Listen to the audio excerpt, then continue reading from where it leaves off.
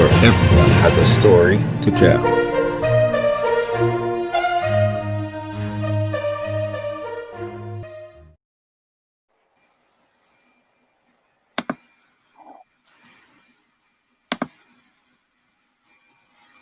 Hey, ride along. Welcome to the ride. Welcome to Thursday on the ride. Inside. As you're coming, guys, go ahead and share up the thing. Press the share button. Share it on a page. Share it in a group. Put it somewhere where people that you appreciate and you love and people that you're concerned about, put it anywhere you feel that they go get to see it. Whether that means a group that you share, a family group, a public group, whatever it is, guys, because today's discussion will impact a lot of people. Today's discussion is basically a discussion that we need everybody's input on. So as you're coming, go ahead and share the program, put it on a page, start a watch party. And also for those who are watching us that want to participate in the discussion, you could also join us via Zoom. All right, I'm going to put the Zoom information there. So if you have any question at any point in time, you could join us via Zoom. Let me go and pin that Zoom information right now. So those of you that want to ask a question to our brilliant youth leaders, very powerful personalities, you could join in as well. I'm going to share the Zoom information shortly and I'll pin it so you guys could participate in the discussion. Who do we have? Patrice, how you doing? Big up yourself. Yes, it's Thursday. Sonia McKee, John, it's Thursday. Ace, big up yourself. Marcel, big up yourself. Jem, big up yourself. Thank you so much. Glenda Renee, how you doing, Glenda? Again, guys, go ahead and share the program. Put it on a page. Start a watch party. Let me do that right now as well. Let me start a watch party as well. Do it with me, guys. Do it with me. Start a watch party. Put it here. Boom. Done. Done. Lacey J, how you doing? Glenda, I share and put it on your page, guys. I share and put it on your page, please. I share it and put it on your page. Also put it in a group, whichever group that you're affiliated with, whichever group that you are a part of. I want you guys to put it on inside of that group. I'm trying to find the YouTube, the Zoom link, so I could put it in there. I could pin it. Who else we have? Who else we have, guys? Princess Kwashi, big up yourself. How are you doing? I'm waiting on all you to share now because I find all the sharing kind of slow. I find the sharing is kind of slow today. Come on, you guys got to share. Share. Lacey J, how you doing? Big up yourself. Welcome to the ride. Welcome to the ride. I think I got the Zoom information now. Let me pin that Zoom information. Glenda, thank you so much. I got the Zoom information right now. All right, guys. Today's discussion, we decided to have this discussion here today to listen to the youths, listen to the young leaders, listen to the loudest voices in the youth community who are speaking out. And today we have two very, very eloquent and articulate a young man by the name of Joel Greenidge and a young lady by the name of Akida Charles. I always call her the wrong name, but her name is Akida Charles, and they're going to be joining us here today. Again, the purpose of the discussion is to listen to them, and ask questions and see how we could stimulate the discussion between the youth voting bloc and the bigger heads in authority. All right. And I hope they're going to be watching here today. Hence the reason why I want everybody to share it over, because I want everybody to participate and be a part of the discussion here today. So guys, without further ado, we're not going to waste no time because I know we're going to have a long discussion here today. Help me introduce to you Mr. Joel Greenidge and Akida Charles. Let me come getting it wrong because I always call you Newman. Welcome, ladies first. Charles, how are you doing today? Yeah, so I'm doing very well. It's Ashida. I mean, I kind of take what I get sometimes. I get Rashida. I get lots of different versions of my name, but it's fine. I don't make a fuss about it. I have to call but it it's right. Ashida. Ashida Charles. Thank you, Ashida. Yes. First time on the ride. We're happy to have you here. Really appreciate you taking the time to come and chat with us. And Thank you for having me. No problem. And of course, he's no stranger to the ride. He's been here before. A very powerful voice on social media as well. His name is Mr. Joel Grenade. Joel, welcome to the ride. How are you doing, sir? Thank you, man. I'm happy to be back on the ride, man. It's always a pleasure, and I just want to take this time to, reach out to your audience and to wish them a special good evening. Yes. Absolutely, absolutely. Joel and Charles, Grenade and Charles, I really wanted to bring you guys on the program to listen to you, to listen to what your observations are, to pay attention, and hopefully others would pay attention to what you guys are saying, because you guys are two of the loudest voice representing a voting bloc, a very important voting bloc in Grenada. So that is the purpose of the discussion here today, to ventilate and mostly to listen to you guys. We're going to start with Ms. Charles. Ms. Charles, introduce yourself a little bit. Get the folks who've seen you for the first time a little more acquainted with you and some of the stuff that you've been doing and what you've been up to. Okay, so first of all, good evening, one and all on the live. I'm from Soteas High Street, to be precise. Attended St. Joseph's Convent, McDonald College, St. George's University, and the Communication University of China. What I do, I work as a recruiter, so I hire young people for various jobs at the company I work at. That's kind of me, what you see is kind of what you get. There's nothing that I can add to that. It's WYSIWYG. What you see is what you get. Okay. Yeah, just, Okay, sounds good enough. Your regular chain. Joanna, and although we did this before for formality, we still have a lot of people who are asking, who's Joel? They see Joel. Introduce yourself a little bit to the viewing audience, Joel. Yeah, well, again, my name is Joel Greenwich. Basically, I was born in Chamfleur in St. David's, but I spent most of my life in Tempe, St. George. That's where I basically grew up. Basically, I work currently with Sagicor as a financial advisor. I've been doing that for the last 14 years. My studies in finance, marketing, and economics. Basically, I'm a former CARICOM Youth Ambassador for Grenada, former national youth player, former youth parliamentarian, and I'm actually part of a few international organizations. Basically, the founder of 2030 Youth Grenada. And recently, we have been doing a lot of work in that area in terms of really bringing young people together to really discuss solutions on some of the major issues that are affecting young people. Tomorrow, I will actually be attending a virtual conference by the Commonwealth Secretariat. Basically, been invited to be part of a high-level discussions. So, I mean, this has just been a passion for youth and serving young people and being a voice for the voiceless in the country. I mean, this is something that I've been doing over the years, and this is something that I will definitely continue to do as long as I have the health and the strength. Absolutely. All right, guys, I want us to start talking a bit about the economy and the economical focus post-COVID, and where do you see that going? Charles, I'll start with you. What in your world and from where you sit, from where you stand, what is the economical focus you see for Grenada, Carriacou, and Petit Martinique, say within the next 5 years? To be brutally honest, I foresee lots of economic or financial challenges, particularly for the poor and vulnerable. And if I may add into that bracket, the people who hustle for a living. Right. And I'm specifically referring to like the persons who run bars and so for, various activities. It does not have to be around carnival time only, just regular everyday Janes and Joes, right? And so now they are limited with what they can do. And if you're limited with what you can do in terms of earning an income or revenue, then you limit what you can provide for your families. And so like I said, I can only imagine it becoming even more challenging for them because we are really living in tough times as we see it now. And I trust and I can hope that things can or will improve, but it would take a lot of factors, coming together to make that happen. Joe, what's your focus?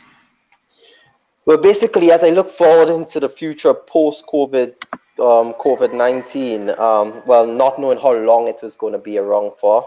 I mean, if you look at the 2018, if you look at the 2018 to 2020 Spanish flu, I mean, after 6 years, it took a recovery period of almost 6 years before the economy started to recover and people started to have confidence again, to get about and to start, economic activities. One of the things that I'm actually seeing post COVID-19 is that a lot of industries are going to grind to a halt indefinitely, right?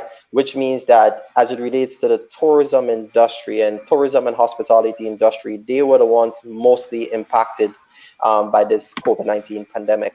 And I think a lot of young people who are in those industries will sort of rethink their career, because it makes no sense if after 10 years we have a next pandemic and global leaders respond the same way, that young people will find themselves in a situation having to start all over again. So I think people will be now looking to jobs that are more resilient, that are more pandemic proof, and I so to put it, right? In terms of the economy, it has a lot to do with government response and how government is able to create incentives in innovative sectors of our economy to really begin to see a transfer of jobs. Because, for example, right now, you could say almost 20,000 jobs have been lost in the tourism sector.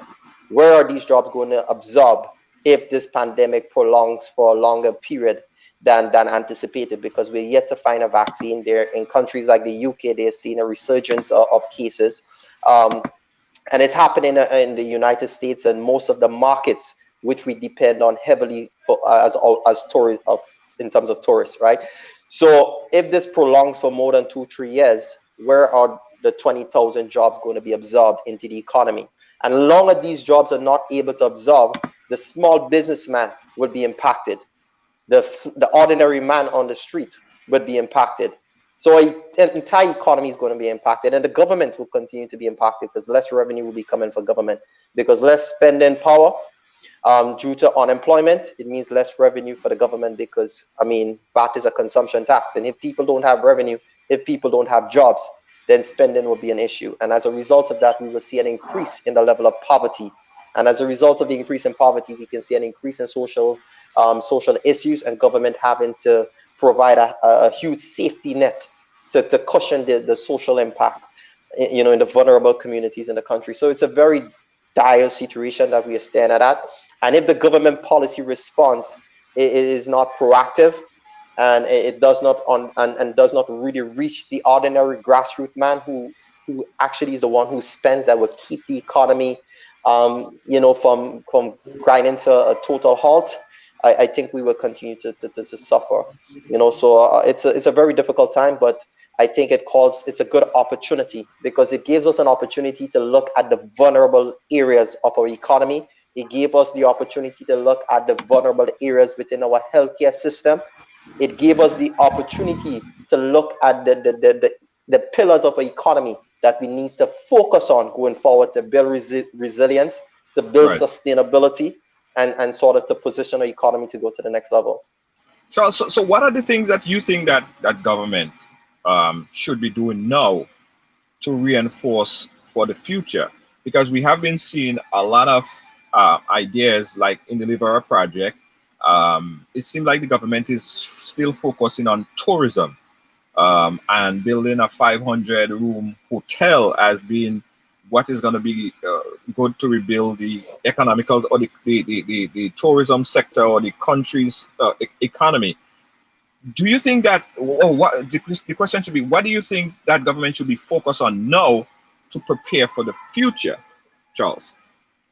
Okay, to prepare for the future, I think the government has to start with youth development. And youth development encompasses education, training, and all sorts of social programs to help young people, particularly women.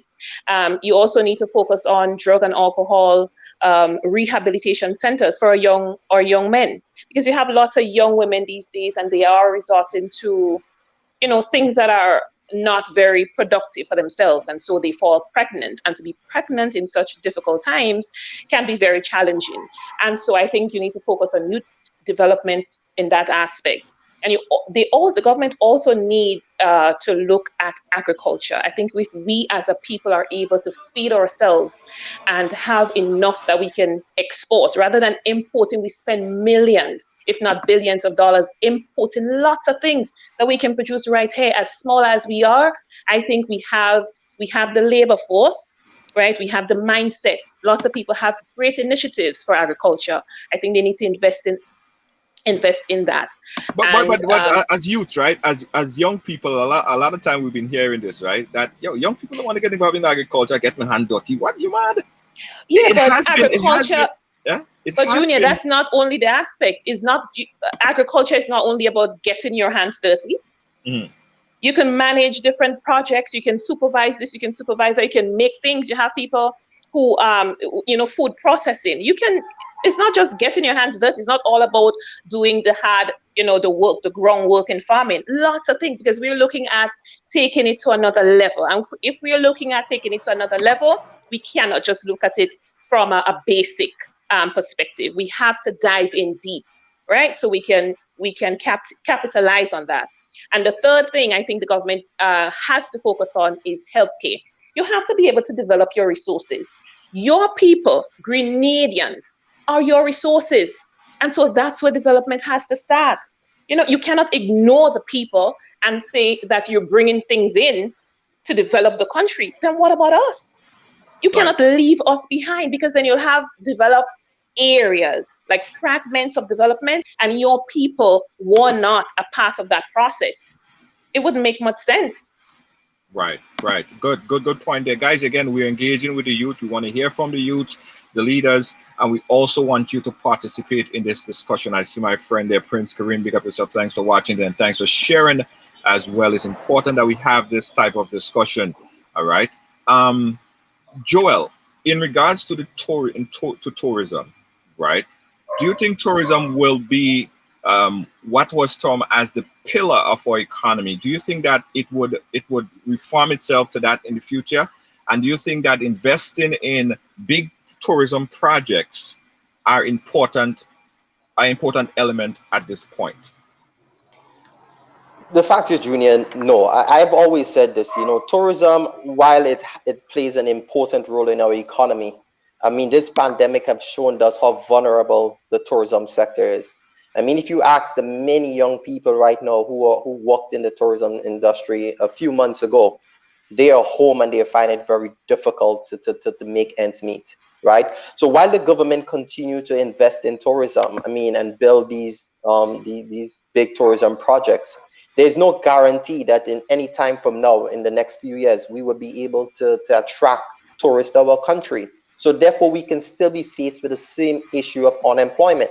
And secondly, if we are going to invest heavily in tourism, right, we must also focus on training our young people to occupy the upper management and middle management position in the tourism sector, right?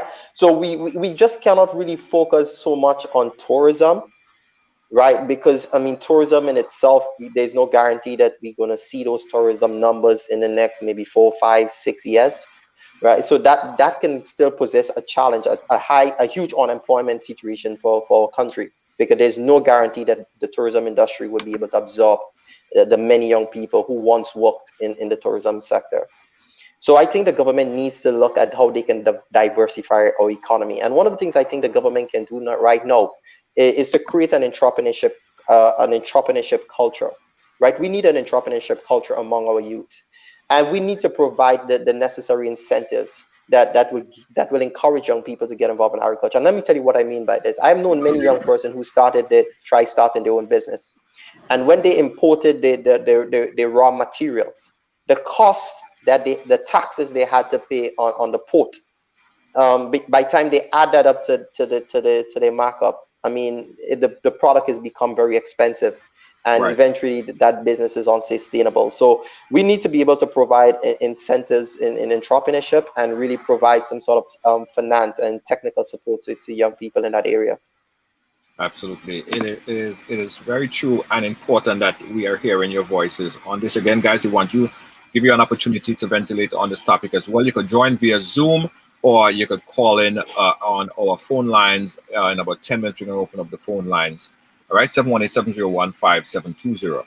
In the same backdrop of advancement in the infrastructure, diversifying the economy, is it then, do you see then a mistake for the government to approve or move forward with the implementation of the Livera project? What's your take on it, Charles?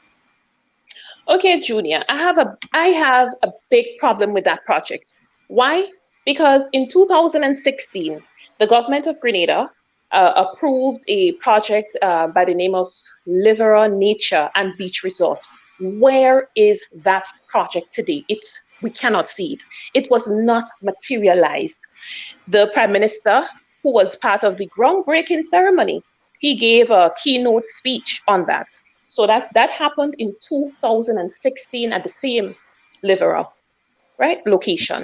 Right. 2016, 2017, 2018, 2019, we're in 2020. No project, no word, no one came out officially to say to the people why the project never started. Yes, there are stories about lawsuits and so on, but just like the government came to us to say, listen, this project will happen and it will bring this amount of jobs to the people in the area and so on, it didn't happen and we did not hear from them.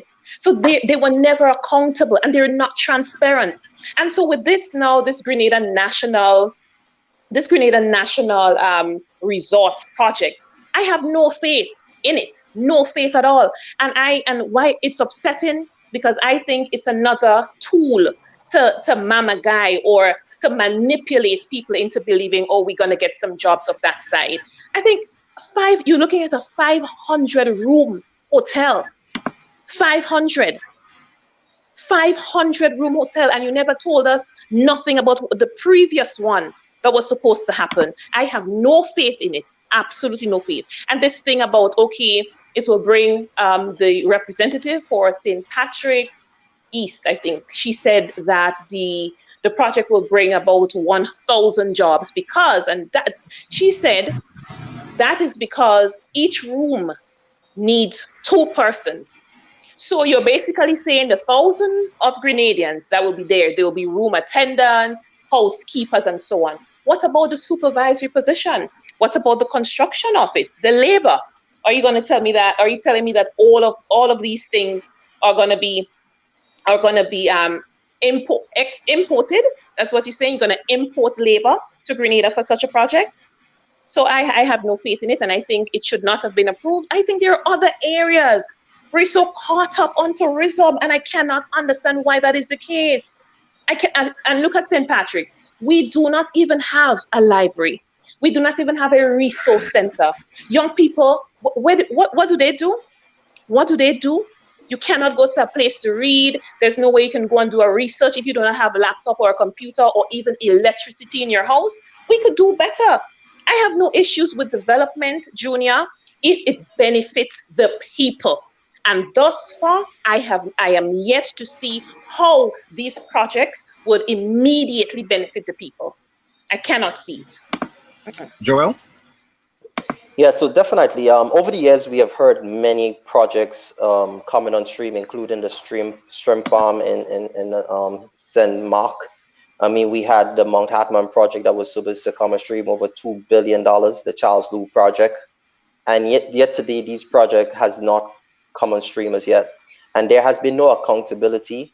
I mean, we have heard how many, almost 50-something million EC dollars raised for that project in from the CBI project to do the shrimp farm in St. Mark. Even to date, we have not even heard any accountability on that money. We don't know how that money was spent because it was not spent on the shrimp farm. I mean, we have not heard anything again about the Charles Lou project. We saw the designs. We seen similarly like the designs of the project that they're about to do in Mount Hatman. We saw the same design for the Mount Hatman project as we are seeing currently for the Livera project. Well put together, well marketed, But my concern is when the money is raised for those projects, we don't hear anything about it after that. The project don't come on stream and the money just vanish and no one is held accountable. I'm saying, yes, even if we are selling our passports, right? The money that is raised, why not put that money towards agro processing plant? Why not put that money towards building a state-of-the-art hospital? Why not put that money towards investing in renewable energy to make our country more sustainable in the event of future climate change issue or future pandemics? Why not invest in building our human capital and invest in our youth? Why not invest in innovation and technology so that we can export our jobs digitally? So that even in the midst of climate change or even in the midst of pandemics, we will still have a level of resilience and sustainability. Why not invest in elevating our people from poverty and the poor housing conditions that our people are currently faced with? These are the things that we need to start, looking at in terms of investing. If we invest in our people and we invest in our youth and we unlock the creativity and the potential of our youth, we will see a greater value, right? And as we build our people and we have an inclusive approach to development, the prosperity will be shared across the country and everyone will enjoy it and everyone will feel part and parcel of the development of our country. So I think we have an exclusive approach to development. I think that the government has not done a good job in terms of really engaging the people. I think the people, the constituents are the largest stakeholders and they're the ones should benefit. So therefore they should also be engaged. I think the government has put the cart before the horse in terms of the approach to development, because the development is not for the government or for the members of parliament. The development is for the people. And therefore you must engage the people and get the buy-in into some of these projects. You understand? But it shows that the government action has not really been in the interest of people. If you look at the concessions that come in, that is given, it is given to foreign investors, foreign business people. Our local business people don't benefit from these concessions and these sort of incentives and stuff like that, right? When you look at that Chinese project that is about to happen in Mount Hatman, you think it's Grenadians that will be working on that project? No, it will be Chinese. Most of these Chinese, these big Chinese construction companies, they bring in their people, right? And our people is left to enjoy the scrums of these projects. And the fact is, we are not going to have any stake in this project, this big project in Mount Hatman. You think the people from St. Patrick's will be shareholders in that project? Has the people of St. Patrick's have been approached if they want to own shares in that major project in Mount Hatman so they can share in the prosperity of that project? No, they have not been engaged. It's just the Chinese, and these foreign investors. So our people continue to be disadvantaged, and our people continue to suffer. And we cannot continue along that path post-COVID. We need a new approach to development. And we need our people to be part and parcel of the development of our country. We must have a say. And we must also enjoy the fruits of those developmental projects. I see you was looking to say something there, Charles. You wanted to add to it? No, I wanted to agree with Joel when he said that development and even progress, these things we have to be able as a people, Junior, to benefit from it. For too long, the government, their operatives, their ministers, they are the ones who can see benefits from these projects. I mean, it boils down to the fact that they are using taxpayers' money, Junior. Their salaries come from taxpayers' money, not an NNP fund. And they are accountable to the people and they have to serve the people. But thus far, I cannot put my hands on a particular thing that the government has done that I could say, yes, that benefited the people. We have to start looking at development holistically. How, you see, the government and the ministers, when investors come into Grenada, you have to try to assess how will the people benefit, not how would my party benefit or how would my government benefit. That does not make sense. And I understand from Mr. Boson only recently that, he cannot or they cannot tell investors what to invest in or where to spend their money. In your own country, In your own country, you're basically giving investors free will. So what if they say, listen, the people from Gulf, they have a lot of vibes and energy. I want to buy them. You're going to say, okay, fine.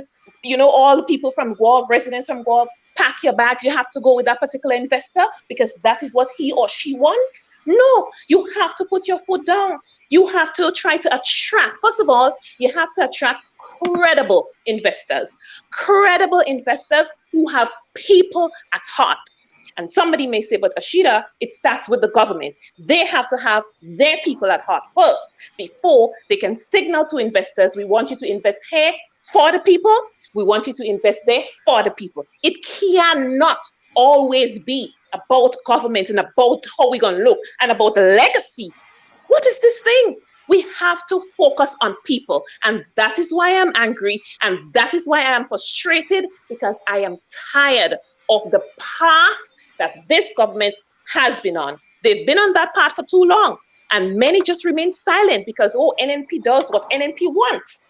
And no one asks them to be accountable. No one calls on them to explain things. No one questions them. And they just operate as business as usual.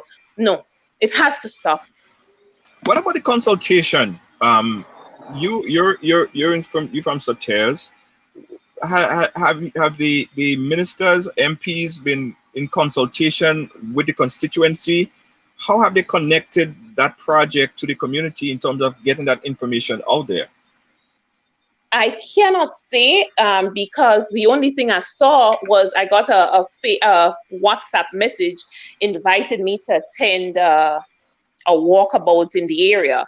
I had work, I couldn't go, so I just followed the story on the news whereby they were not allowed to enter the premises and so on. But in terms of consultation, it's very much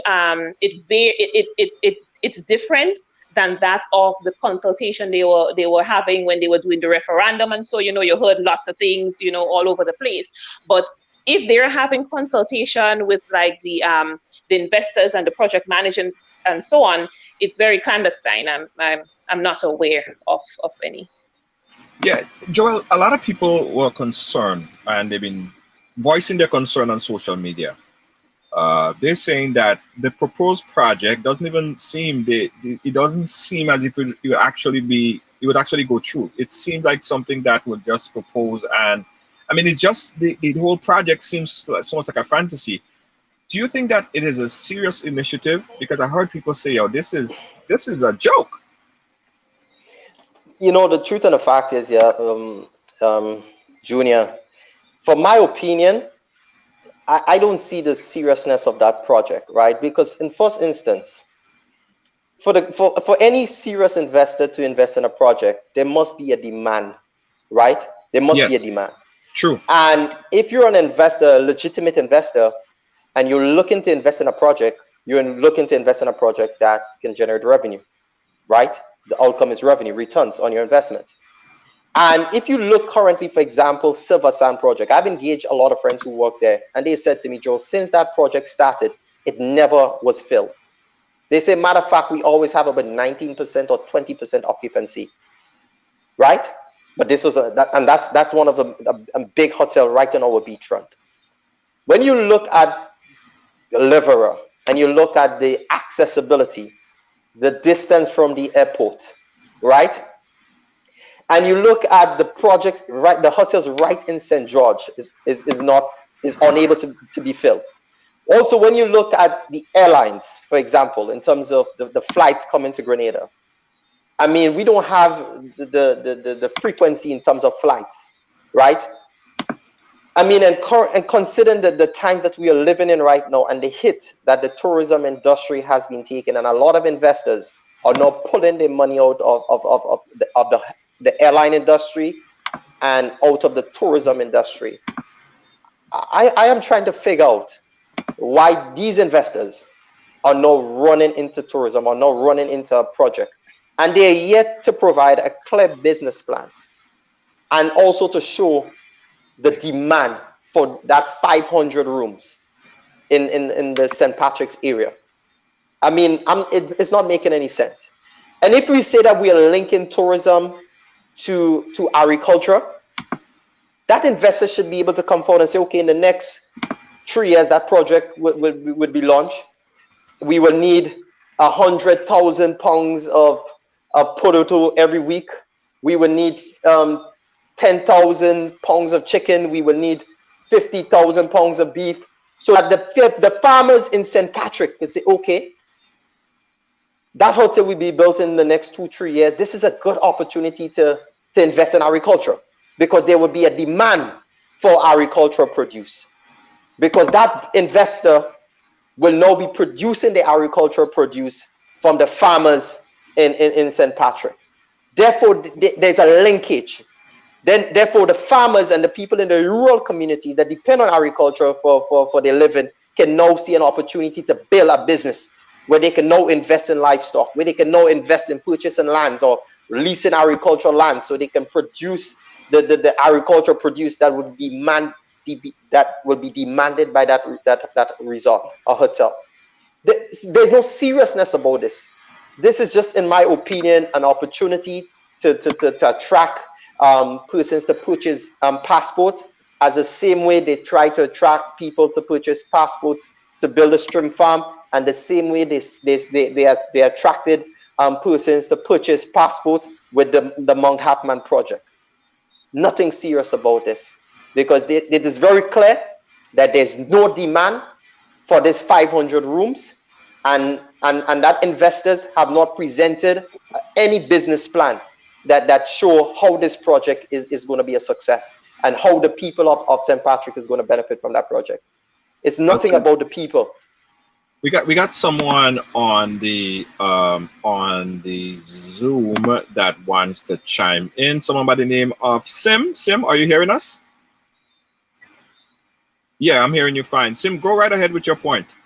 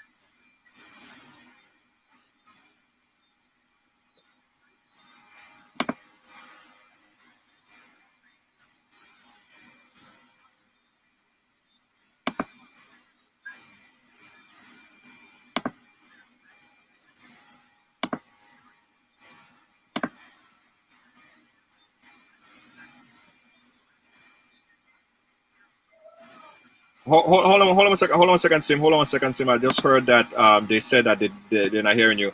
Joel, could you hear her? No, I'm not hearing. Sorry. Okay, Sim, sorry they didn't hear you. But they're hearing you now. Sim, are you hearing me now? Are you hearing her now? Yes, I am. Okay, Sim, I'm so sorry. I apologize, guys. They're hearing you now. Go right ahead, Sim.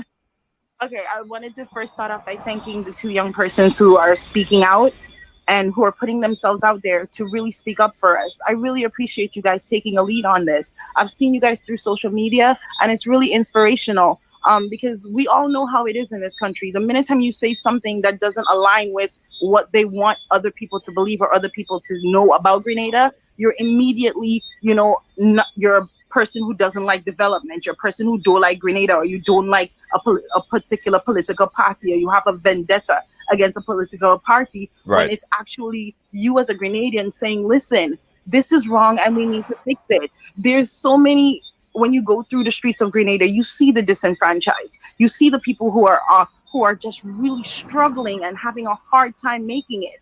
And there's nothing that has been implemented in the last 10 years that encourages youth development. And if you say the word Imani, I feel like you're disrespecting me, because Imani, it is a sinking pit.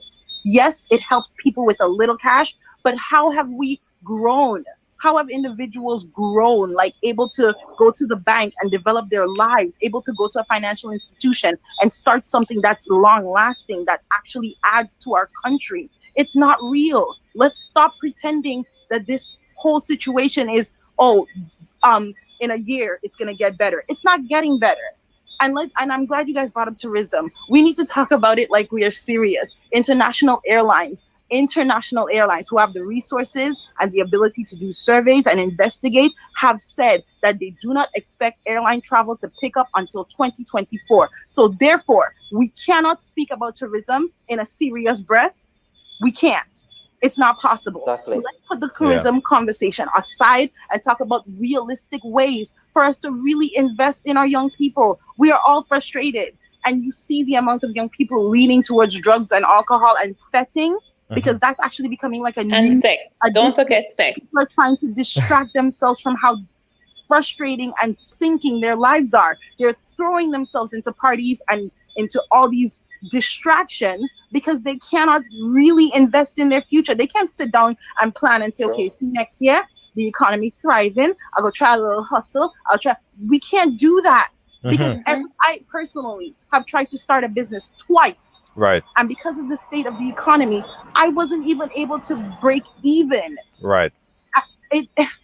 I'm just really grateful that you guys are pushing the conversation forward. Yes. And I want other young people to not be afraid. Don't be afraid of them. They cannot do anything to all of us. But if you allow 2 or 3 or 4 or 5 young people standing in the front screaming and saying that we need to fix our country, they will victimize the ones who step forward. But if we all step forward, they cannot do anything to us. We need to stop sitting on the sidelines and commenting in our corners and in our houses. Yes. We need to be vocal. Yeah. So Thank you, guys. Thank you so much, Sims. We appreciate your input on the topic. Definitely. Very well said. Very well spoken. Well said. If anyone on the Zoom wants to say something, just lift your hands and I'll get to you right there. Joel and Ms. Charles, what's your take on what she was saying? Well, I think she spoke volumes, particularly when it comes to the Imani program. I've given credit to the Imani program for teaching young people the responsibility to work, because the responsibility to work equals independence and empowerment. But you see, for me, when that program is almost maybe 90 or 95% laced with political affiliation. So they don't get, the opportunities are not distributed equally, right? They have to know your political affiliation to give you an opportunity. And I have a problem with that. And then again, how far can the Imani program take our young people? Sometimes I know they do it for 2 years or 3 years. If you're lucky and you are an operative of the party, then you can stay for as long as, you see? So, I mean, the thing she said, I can definitely relate. The fact that she's calling on more young people to speak out, because there is a fear. I've received so many messages from people who I think genuinely cared. So they are very concerned about my safety and so on. You know, they're saying you have to be careful that they would do things to you and they would say things and they would post things, and that's their prerogative. If that's what they want to do, by all means. But my thirst and my hunger for change in the political arena surpasses anything that they think they can do to me. You know, it's about time. It's really about time Grenadians start speaking up. This government has gotten too comfortable, too complacent with power. They have had this power for too long that any little sense they feel that their powerful positions are being threatened, they send their attackers and they try to attack you from all angles, you know, and that scare people away. And I understand that. But as for me, as long as I have breath, I will continue to speak, because it is about time. It is mandatory that we speak up so they can be held accountable to us, the people. Wow, well said there, Joel. You know, I have a great sense of hope, Junior. You know, listen to people like Sim who just spoke, and the fact that so many other young people are speaking. When I started on this journey a few years ago, speaking out on issues, I felt like I was a lone person in the wilderness. And to see the emergence of people like Rashida and, you know, Michelle Alexander And in the many other young people who are now coming to the forefront and really speaking out on the issues, I feel very optimistic. Today, more than ever, young people are having the conversation because the reality is actually hitting home. That when young people look into the future, they are seeing no sense of hope. They are not seeing themselves able to own a piece of land or build a home, lay a solid foundation in terms of education for their children, plan for their retirement, or even put together some sort of plan in place to secure their health in terms of a health insurance or something of that nature. You know, people are not seeing any sense of prosperity in coming to them anytime soon, or to the communities that they live in. They are not seeing any sort of serious and sustainable development. And some people have born in poverty. They went off to study to get a degree or to get a good educational foundation so they can come back to uplift themselves out of poverty. They come back to find themselves in the same situation. In some cases, some left again and got another degree and came back and found themselves in the same position. So there are many young people out here. They're well educated. They have the capacity, the capability, they have the passion, the drive, they have the innovative spirit, the creativity. As Sim said, she didn't just sit by idle. She started a business and she could not even break even. She had to give it up. And I can tell you, I have been an entrepreneur here. I've invested in a farm project. I've invested in a restaurant and sports bar. And I had to close on these two businesses because our economy today does not support small businesses. You're barely able to make it, right? And every single day you see more businesses are closing down, further pushing the unemployment numbers higher. You understand? And the government don't seem to be doing anything to address those issues. As it relates to the Imani program, I want to put on record, I believe in apprenticeship program because I believe it's important to equip young people for the world of work with the right social, emotional intelligence, you know, and to really develop their professionalism and, you know, to build their capacity so they can really function in terms of hands-on, in terms of on a day-to-day basis in the job environment.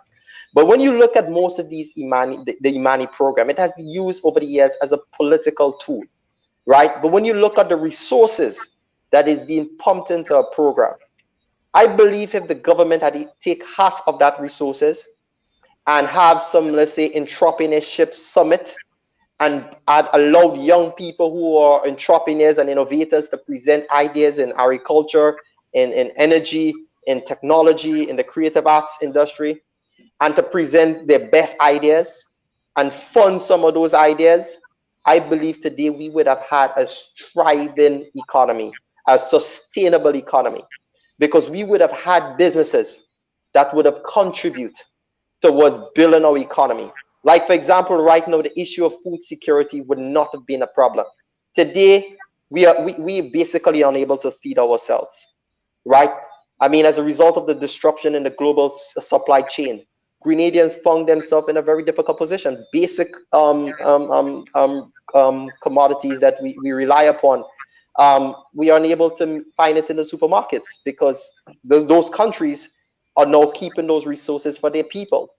And over the years, we have been preaching a lot about investing in agriculture and in agribusiness and in agro-processing. And I would have loved if with all the monies that the government would have received through the CBI program, that they would have invested some of those monies in a building an agro-processing plant so that we can begin to create value-added product. That would have encouraged a lot of farmers to plant, you know, a lot of people to plant, a lot of young people to come up with agribusiness and really create a level of sustainability in our country. We would have had some sustainable jobs. We would not have had we would have lost, some jobs would have been lost in certain sectors, but we would not have had so much job loss in the tourism sector, so many job loss. The impact would not have been that great. The resilience would have been much better. So we need to rethink our approach to building the economy. Right. We got a call on the line there. Caller, you're live. Where are you calling us from? I'm calling you from Brooklyn, New York. Brooklyn, New York. Go right ahead, Brooklyn, New York. Yes, I am a Grenadian citizen. I was born in Grenada. My parents was born in Grenada. Yes. And it's sad to see how Grenada has transformed, or it has not grown at all in the 30 years that I've left there. I tend to go home practically every 2 years. And the things that I see, I am not physically there, but I still have family there, and they are in good jobs and still struggling to make it. So it's sad to see that the government is not putting forth the effort to build up the country as they are to bring investors in. I agree with what the gentleman and lady were saying. Is that they're busy selling passports to people that's not naturalized citizens, and they're busy bringing in business or investors into the country that that doesn't profit the Grenadian people. Right. Because at the end of the day, if it boils down to it, it's like you said, tourism. They always talk about tourism, tourism, tourism, tourism. There's a lot of stuff on the island that could sustain the people, but they're not giving the people the resources in order to build themselves up. Right. So if you don't give them that as a leader, then you're not setting an example. Whether you're NNP or you're from another party, once you become the minister, you're for the people. You're for everybody, not just one party. Yeah. Yeah. So until you build a part, the hospital, I could tell you the honest truth, I was crying and I was sad because I went down there, my son broke his leg, and they're still writing in a notebook when you go to the emergency room. What's up with computers? What's up with training doctors and nurses to use a computer? Why isn't the hospital at top of its game like Trinidad or other places? It's not like they don't have the resources to get certain things. We don't want it to be high tech or perfect, but show the people that live here that you're making an effort to make the country better. Yes. Yes. Absolutely. And all hands on deck. That should be the approach. Thank you so much, Brooklyn, New York. Thanks for your input. Okay. Thank you, caller. Very good point. In a recent broadcast, I don't know if you guys got a chance to see the Bob report that was last week, where the Minister Boswin had, it was a panel discussion. Sorry, I couldn't pull up that clip. Somebody dog getting bite in the back there, boy. Oh my. I have a little puppy. Sorry. In a recent panel panel discussion that was held on the Bob report, Minister Boswin sought to explain or try to explain the situation on the ground, but was met with some kind of opposition from a young investor, a man who have been involved in this type of projects for a while. His name is Perry Douglas, who I later spoke to and get a broader understanding as to what he's about.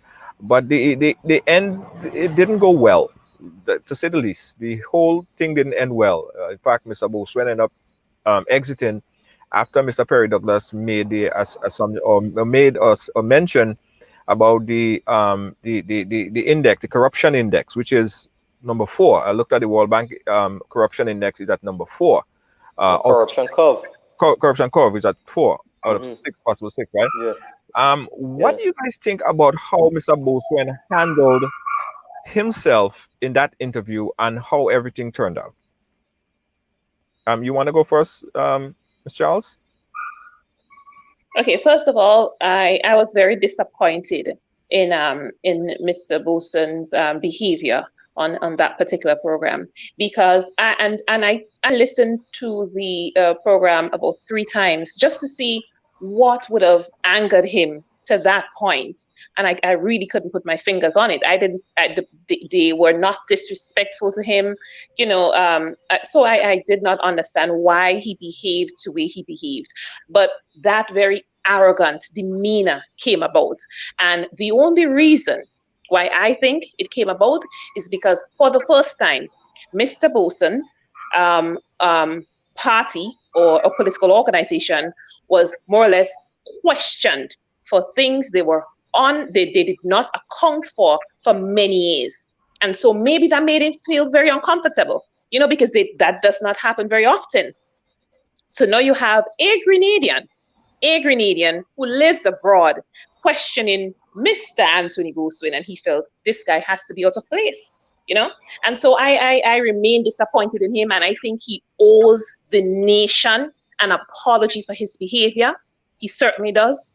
But given the historic settings of how they operate, I doubt an apology would even see fit. You know, I mean, to be so disrespectful to a fellow Grenadian because you refuse to answer a question posed by a panel, I think it was really disrespectful of him on his part. Joel? Well, when I looked at the video, when the gentleman spoke about where Grenada was ranked on the corruption curve, and if any legitimate investors wanting to invest in Grenada, these are some of the indicators that they will look at. These are some of the reports and documents they are going to look at before they choose to invest, right? And you know, when he mentioned corruption, I think that was the straw that broke the camel back. And I mean, it was irrefutable based on what he was saying, because it was from a report that the gentleman was speaking from, and he was speaking from a position of facts, right? And I felt because he intellectually questioned Mr. Boatman, and he did not have a response. That's natural, you know, when you're positioned or cornered and you don't have a defense, and the truth is staring you deep in the face. These are some of the reaction of our politicians, you see, and it was totally disrespectful, you know, not just the gentleman or to Mr. Bob, but to the entire viewing public, you understand, on social media. And I mean, an apology should be forthcoming, but understanding how these individuals operate, they are in total control of Grenada. They control 15 seats. They have won it in succession, so they believe they own the country, and they own the people, I would say, you know. So I think that's what happens when people overstay they overstay their time in position of power. They develop that sort of that sort of level of control and total disrespect for the people who would have, you know, who they are representing, because he are not there in the capacity as Mr. Boswin or any ordinary person on social media. He's still the parliamentary representative for the people of you know, St. Patrick, so St. Patrick West. So at the end of the day, he has a responsibility to represent himself well on social media platforms or in any form of discussions that is being held. So I think he, if not want to apologize to the people, but I think to his constituents, they deserve an apology, because many of them were offended because they were looking at the program and they felt very disrespected by his utterances. Yeah. And one of the things, I mean, Charles, you brought it up earlier in the pre-interview when he was talking about one of the utterances. One of the things that he said, as it relates to the constituency of St. Patrick and the poverty level as it affects that particular constituency. If you could just reiterate on that fact that you brought up to us earlier. Okay, so he mentioned, and it is a fact, that he has represented that parish for 20 years. 20 years. And there he was, in his very relaxed demeanor, stating that on every survey, all survey results showed that St. Patrick is the poorest parish in Grenada. And I was flabbergasted that he would say such a thing, you know, because and you see, but it's a fact. I'm sure it's a fact, because right. What has he done? I apologize for the dogs. Yeah. What has he done? What has he done? Youth development, for example, which should be high on his agenda, clearly is not the case. Was never the case. Or else right now, sitting in St. Patrick's would have been a resource center equipped with computers and books, so young people can engage themselves meaningfully. He could have started there. He has not. Instead, not once, not twice, they are focused on a project in Livera. Can you imagine? Mr. Boiswin, like I said, he should apologize to the people, not just for his overall behavior on that particular program, but for the simple fact that he has been our representative for 20 years, and there is nothing meaningful that we the people have to show for it. We cannot use the Breakwater project because that has not benefited people. It has destroyed homes. So we cannot count on that. What else can we show? Yes, they are now constructing a low-income housing project in the villa. okay, that can help a few families with better homes. So I guess maybe that's what he can show. That's all he has to show. Or maybe he may say, well, I've given employment to many people. The many people are only his operatives or only operatives of the party. They are the only ones progressing. So to me, that's not a plus for him at all. So I remain very embarrassed by his performance, and I am flabbergasted by this line he used that he has been the representative for 20 years, and yet St. Patrick's remains the poorest parish in the country. Mhm.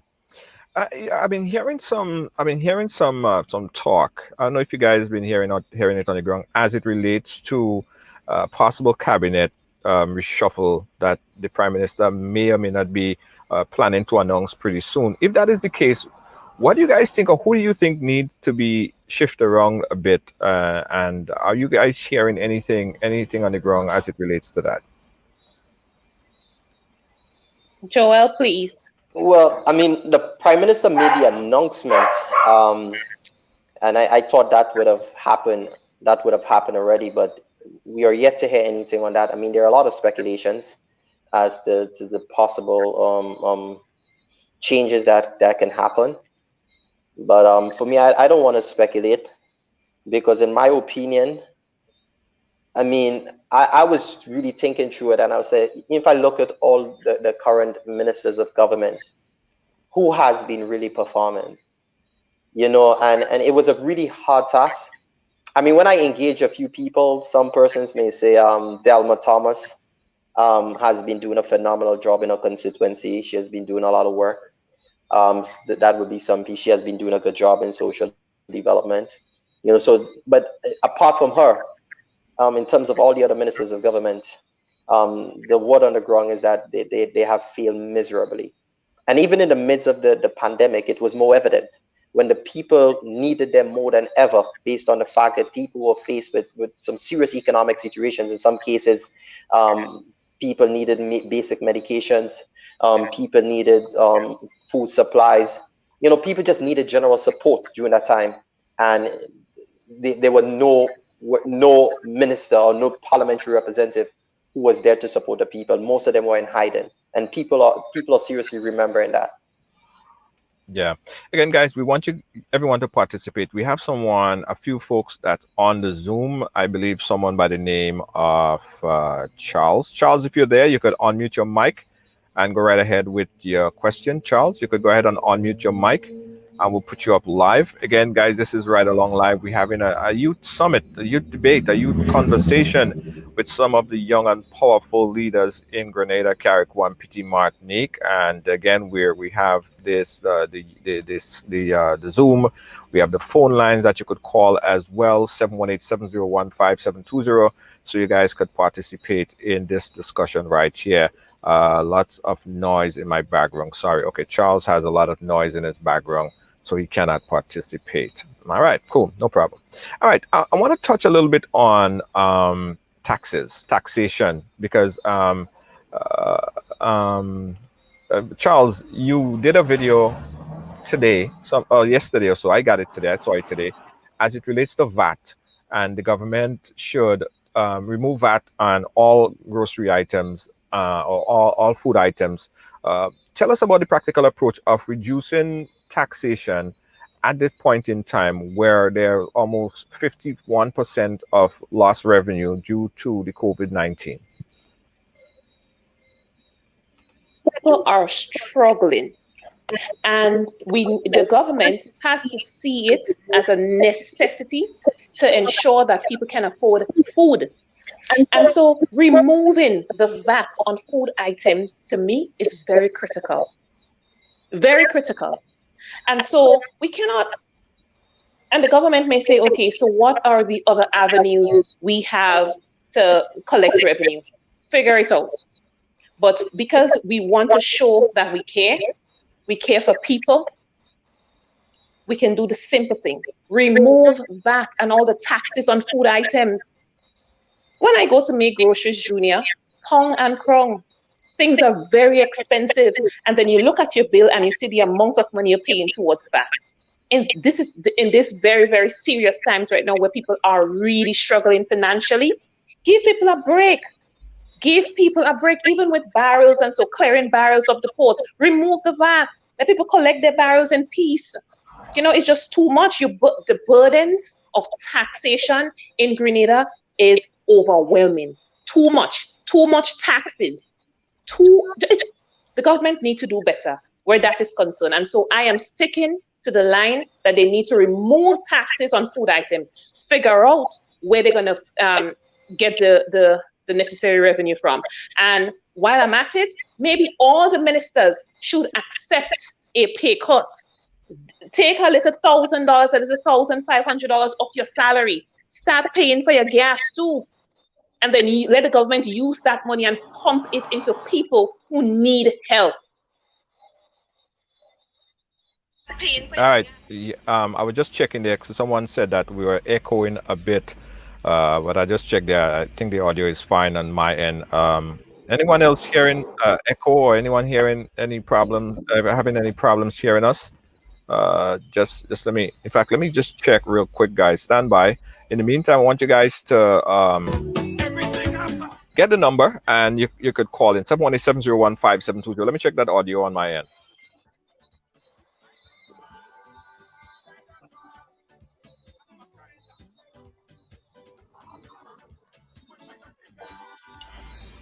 All right, I think that audio problem has been resolved. All right, I think the audio problem has been resolved. Yeah, I think the audio problem has been resolved. All right, Joel, what is your thoughts right now that the government could do to increase revenue or to sustain its projects? After the fact that there was a statement that was put out that they would lose almost 51%, $181 million in revenue. What could they do to start to get some money into the economy to sustain education and other programs?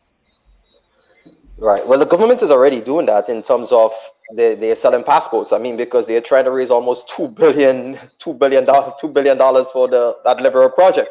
I mean, that's revenue right there. Right. So I mean, the fact instead of pumping that revenue into this big project up in Liver, that is revenue they can actually use to start kickstarting the economy. Start putting those money into social services to help out people.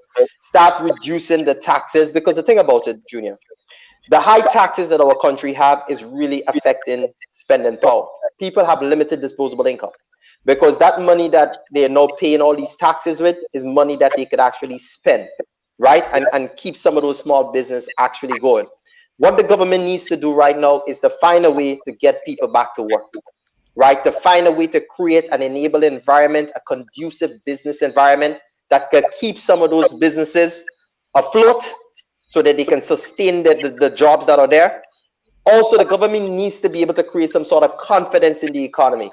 Right? There's no consumer confidence. There's no investors' confidence, because at this time, there are a lot of people who wants to invest right now. There are a lot of young people who wants to start their own business. But based on the current... How do you build confidence in the economy? Right. The government must first show that they have a very clear plan on how they are going to kickstart the economy, because the economy is literally on a downward spiral. And the government policy response is not showing that they are doing anything to stabilize the economy, much less to really kickstart the economy. So there's no confidence.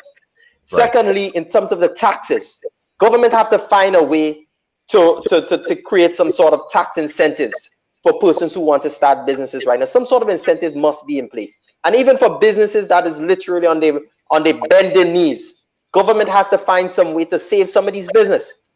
There's some business they're basically on life support, right? And they have been looking to the government to create, because the fact is, people, the spending power is not there. Some of these businesses are closing 6 o'clock. Literally, they have to close 6. Now, some of these businesses used to close 8 and 9 and 10 and 11. But now by 6, they close because spending power is not there. And the longer they stay open, they have to pay electricity, they have to pay staff. So a lot of these businesses are closing. So government has to be able to create some sort of economic activities. People need to start having spending power. I mean, for the 3 months that they did they had the stimulus package, you know, there was a little money in the hands of people. There was a little economic activities happening here and there, right? But we have to also find ways to kickstart the construction industry. There are a lot of people right now who wants to take, who prior to this COVID, some of these people were approaching financial institutions for mortgage to start building. Some of these contractors was already contacted, and you know, some of these projects was about to get off the ground. Some of these projects has grind to halt because from a financial institution point of view, they have actually put some of those mortgages on halt because the financial institution themselves, they are clueless as to, you know, the state of the economy and the direction the economy is going. So once the financial institution is not pumping money into businesses and people don't have access to loan and to mortgages and money to invest, I mean, where are the resources going to come from? We're going to find ourselves before we will find ourselves in a deep hole that might prove impossible to dig ourselves out, even to the point where the government would not be able to pay public servants. I don't think that's the reality, because VAT is a tax on consumption. And if people are not consuming because they don't have money and because they're unemployed, government will continue to see a decline in revenue. Government would have received financial support from multilateral financial institutions during the COVID period. I don't know how they spend those monies, but they only did a stimulus plan for $30 million. I showed government received almost over 100 million EC within the last few months. I mean, God knows where those money was spent. What is it? Just paying debts, meeting their debt commitments, while the people are suffering because they don't have money? So your debt is more important than putting money in the hands of the people so they can eat. What about the humanitarian side, the humanity side of things? And that is what we have not seen coming out from this government. All right. I've got a call on the line. Call you live. Where are you calling us from? Hey, Junior. Hey. Yeah, Mr. Amos Gilbert here. I would like to say nice program. You know, I guess all the viewers learning a lot. But something I just always mention, and me and my friends just discuss it. Good night to the panel too. Nice conversation. Good night. Grenada need nightlife, especially in the countryside. I mean, sometimes 6 o'clock, 7 o'clock in Saturdays, you can get a bus to go to St. George's. You know, nightlife is very terrible. Like a lot of people from other countries who are accustomed with nightlife, they complain when they're in Grenada. And I have a friend out here that always bringing to my attention about even the police station when sometime 9, 10 o'clock, or maybe not 9 o'clock, sorry, maybe about 10, 11, the police station closed. You know, out in America, the police go by shift. Right. So at least, I mean, they work by shift, so at least they go until morning. Ask your panel what they think about it, because especially in nightlife. Grenada, terrible and going to nightlife. Sometimes you cannot get buses, especially in the countryside. Charles, you wanna try that? I would like to chip in first because I had an experience. So as he mentioned that point, I want to share my experience because I remember when I was serving as the CARICOM Youth Ambassador for Grenada, I went to a CARICOM meeting at the CARICOM Secretariat in Guyana, and me, a few of the ambassadors, you know, we went and make a hangout at a bar, and there was a few people, and they were like, you know, where are you all from? He said, well, I'm from St. Vincent, I'm from Antigua. Oh, so the person was like, great place, Antigua, fun. I had a lot of time. The nightlife was great. They said, oh, it was fun, man. I had a really good time. So they asked me, where are you from? I said, Grenada. Don't go to Grenada. Oh, God, there's like for people who are retired or people, you know, it was just like, they have no life there. It was boring. I felt so embarrassed. Literally, I did. You know, they say, and told the people Grenada for retirees because once the night comes, there's nothing to do. So that's a very valuable point that the gentleman is making. We need, we have a huge entertainment industry, or people love entertainment. And if you're able to create a good transportation system, or we're able to create that sort of environment that can really spark that sort of creativity in terms of activities that you can have in the night.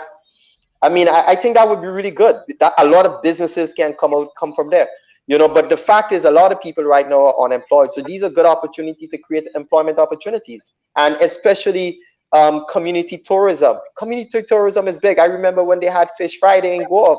I mean, when you saw what it used to be, the amount of vendors and the amount of people coming out and people generating economic activity. The small shop around the area was benefiting. The lands were vibrant and brisk. I walk through the lands right now, and you can't believe that was the same place. Everybody is just there. Nothing much happening in the place. So and you said idle hands is the devil workshop. If young people has nothing to do, they don't have spending power, no activities, nothing positive to engage in, then what you think will happen? There will be destructive behaviors, and there will be serious consequences for our country and our community. So we need to figure it out, because the truth of the fact is, I can tell you, this government have seemed very complacent in the midst of this crisis. I've listened to the Prime Minister's national address during this COVID. It lacks inspiration, it lacks depth, it lacks a clear plan, it lacks a clear vision. No one who have listened to his national address can say after that national address, I felt inspired, I felt there is hope. There's something I can hold on to. There's possibilities beyond these dark clouds. There's no hope in the people. The young people are totally without hope. What we need at this time, Junior, is inspirational leaders, people-centered leaders, leaders who care, leaders who have empathy. We have men who are leading with iron fists, men who are machine men with machine heart and machine brain. They have no love of humanity in them, and that is the problem Grenada is facing. We're not suffering from lack of creativity. We're not suffering from lack of talent. We're not suffering from lack of passion and energy. Our people possess that. Our young people possess that. What we are suffering from is a lack of leadership, forward-thinking leadership, inspirational leadership, and leadership that really cares. And that is the problem we are facing right now. Charles, I want you to address the question that Inspector just put out there as it relates to nightlife. And as I was looking at the chat, there are a few people who were saying, well, nightlife is cool, but that might add to the crime. How do you contrast that? What do you think about that, Charles? The increase the nightlife activities. Unmute your device. Okay, I agree with the caller that a nightlife can definitely help to boost the economy. Grenadians are known to be quite sociable, and we take our entertainment seriously, or we have been doing that over the past years. And let me just use the opportunity to commend the promoters. In recent years, we've seen that Carnival is not just 2 weeks of activity, but sometimes 3 months, as they start very early, and all the events are well attended, which shows that there is a thirst and appreciation for entertainment activities and so on. Now, to attract nightlife activities and to ensure that they are successful, you need that disposable income, right? So I think we can only see it progressing when we're there and the economy is at a point where people can bloom. Jobs are, everybody now are employed, and the economy is really prospering or booming, as our politicians like to put it. But I agree with him that it's something we should try. It's something we should work on to ensure that, and then that also helps our artists, so that throughout the year they can have some sort of income coming in.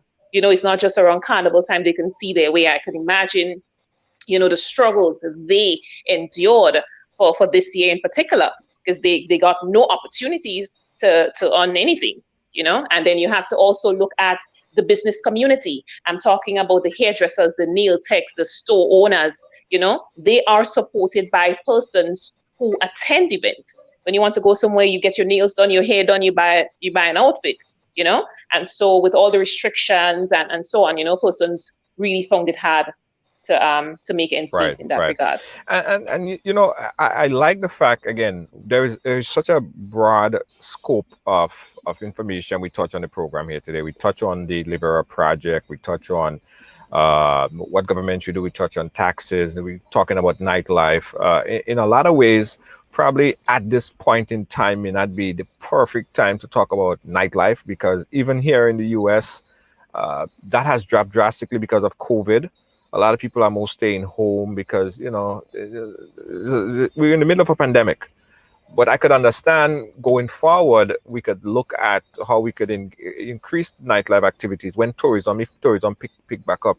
But I think one of the main important focus that we need to narrow in on right now is economic development, agriculture. We need to find out what is the new economy going to look like. You know, what about entrepreneurship? And Joel said it right. I think that we need to focus on micro industries. How are we encouraging young business or potential entrepreneurs to take the leap of faith and start their own business? What are we helping them? How are we assisting them? How are we financially supporting them? How are we encouraging them? All of these things are essential at this point in time because we need to build that new economy. I think that's very, very, very important. And you know, in the banking sector as well, Joel, I know that you're very much inclined where that is concerned. If the prime minister is watching, which I'm sure that they will watch this program, whether they're watching now or they're watching later, what are some of the things that that is on your purview, that's at the top of your agenda list that you would like to just get done, or you like to make sure that they look at or look into? I'll start with you, Charles. If the prime minister is looking on right now, he's watching onto the program as advisors going forward into the new economy. First of all, I would let the prime minister know that he is making a mistake by investing so much money into a fragile tourism sector. Tourism has its place, but this time is the wrong time for he to focus on the tourism sector. I will say to the prime minister, he needs to focus on agriculture. Get a team together to think forward-thinking people, right? Agriculture is more than fork and hose and so on. Get a team together, get it right, put plans in place so we can take agriculture forward to be able to feed ourselves and have enough that we can export. I would say to the prime minister also, please focus more on youth development beyond the Imani program. Do more for your young people. Invest in young people, because I don't think the prime minister I think he's out of touch with the people, with our economy, and with the things we need as a people, right? In terms of being productive, in terms of meaningful development, he is out of touch with these things. So, and I also want, and this is not just to tell him, but I want to emphasize to the prime minister, I am certain he does not visit the general hospital. I am certain members of his family, they do not go to the general hospital. They probably do not even go to community clinics. They probably go to St. Augustine's, or they fly out for medical attention. He needs to pay more attention to the failing healthcare system in our country that the majority of Grenadians depend on for medical care. Let your investors know. Forget about what Mr. Boswin said. You're in charge. You tell investors what you want. Yes, you're constructing a hospital as we speak at the in Guelph. The Chinese are busy working. I haven't seen a Grenadian there, right? But that's besides the point. So you need to have more hospitals. Do better with your healthcare. Our healthcare system is terrible for the average Jane and Joe. So these are the things I would like you to look at, Mr. Prime Minister. Youth development, agriculture, healthcare, with a central focus on people. Grenadians, I'm speaking about. Grenadians, not foreigners. And I have nothing further to add to tell him, really. Joel, the prime minister, I'm sure he's watching. I'm absolutely sure that the team is watching as well. Go ahead. What would you like to tell the prime minister? Yeah, basically, I would say to him, first and foremost, that, you know, the time has come, or the time must come, for him to stop selling our prized national assets, right? Too much of our lands has been sold to foreigners, has been sold to foreign investors. And I am very concerned that very soon, Grenadians like myself, young Grenadians like myself, will never get to own a piece of our own rock, right? So that is one of the first things I would say. Secondly, I believe one of the greatest assets that our country currently possesses is our young people. And I believe that if the government invests seriously in youth development, in empowering our young people, in terms of providing young people the resources and the tools to build a capacity, to build their competencies, and to build a skill set, I think young people can contribute in a meaningful way towards the development of our country. I will also say to the Prime Minister, it is time that good governance should be part of his leadership approach. Good governance.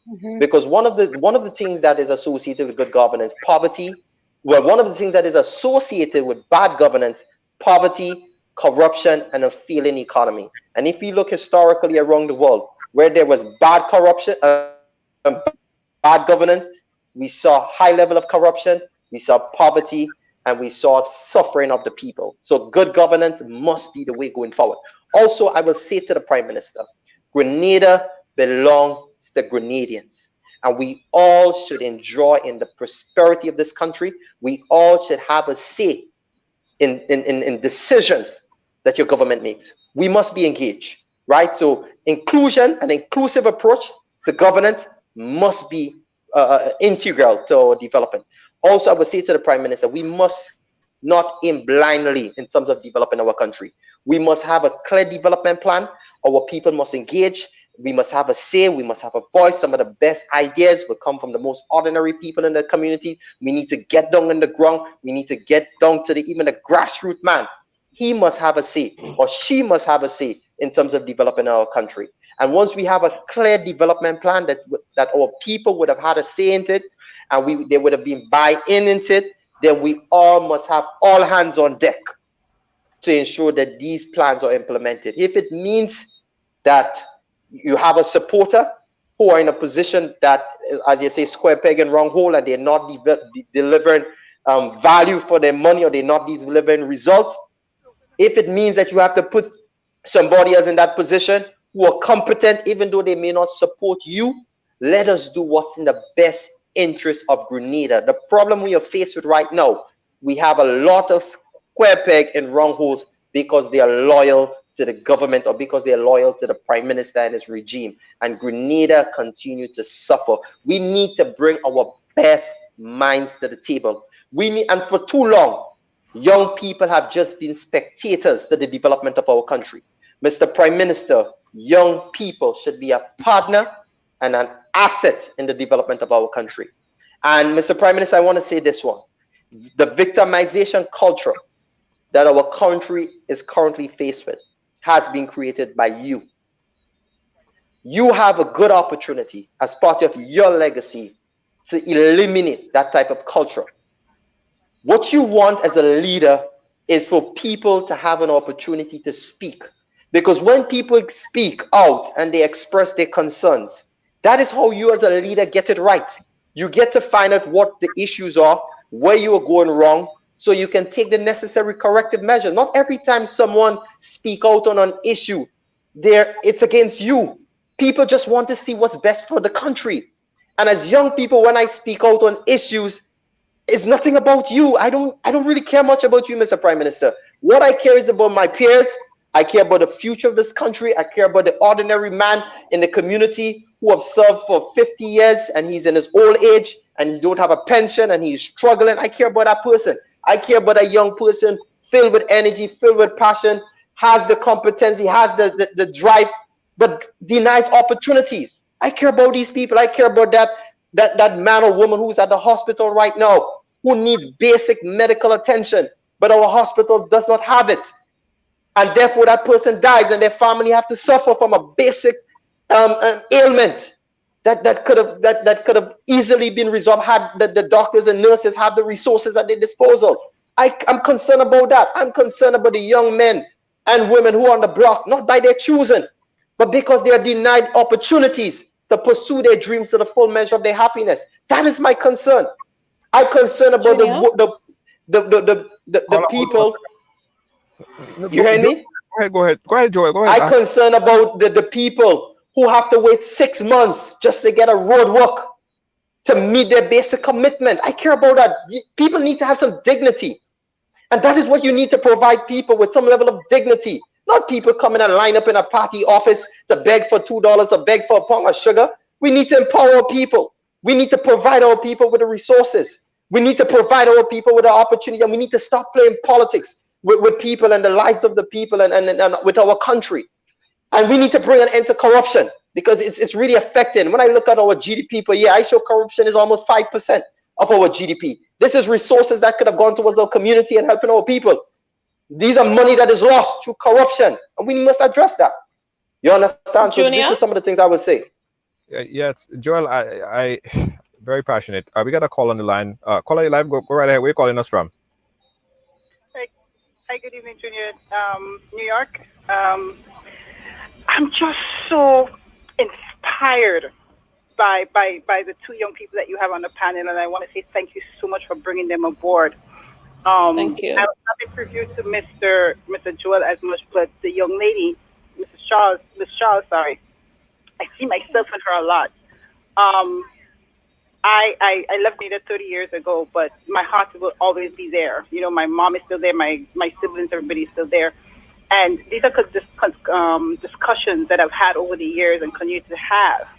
But there's so much that we need to talk about this little rock that we love so much. One of the things that I really wanted to touch, as Junior was talking and Ms. Shaw talked about, was agriculture. Yes. And one thing I love a lot is mango. So I go to Costco and I buy the dry mango imported from Thailand. And in Grenada, we have so much mango wasting. I'm just going to use that. I'm not going to go into, but so much mango is being wasted. And I remember as a child growing up, we had something called Geese Industries, where you had that British company that would come from island to island and pick up the bananas, where we went to the banana plants and stuff like that. And it would be exported. And I'm looking about, we are affiliated with the Chinese and the Taiwanese and so forth. And they have the technology where we could do the dehydration and stuff like that. Why can't we form a cooperation? These are things that we can do. Form a cooperation and do our own mangoes. It has so many pieces to that equation. You have the marketing, the growers, the groomers. You have the technology side of it. You have the advertising side of it, the accounting side of it. There's so many pieces for everybody to feed from. Yes. That's the sustainability that Mr. Joel is talking about. That is what she's talking about. That's what we need to engage in. That is who we are. Yes. And we had that thing where we were saying, I don't want my children to work the garden because we work so hard. This is who we are. And we have to find a way in which we could tweak it for our profitability, for our return on investment. That's what we need to focus on. Yes, tourism is there. But as she also said, and Mr. Joel alluded to that also, if you're going to bring a hotel of that magnitude, which is a big joke, I think, in St. Patrick's, the farmer should be the first one you're consulting with, because you want your food line to be streaming daily. Yes. Organic, everybody's going for organic now. Everybody's going, natural and that kind of stuff. So that will be the first of the people you want to talk to ensure that your supply line is intact. Mm-hmm. So there's so many pieces to this agriculture equation that if we really look at it for what it's worth, we have one of the richest soil in the Caribbean. If we look at our history, we were fought over so many times for the soil. So why can't we just, use what we have? We have so much brilliant minds. I look at these two young people. I feel so excited, so empowered, so privileged to know that here are two people that have a passion. Yes. For their people. Strong passion. There are people at their age, at this juncture in the world where we act. So I applaud them. I applaud her. I applaud him, and all those who are, joining with them on this rally. But, yes.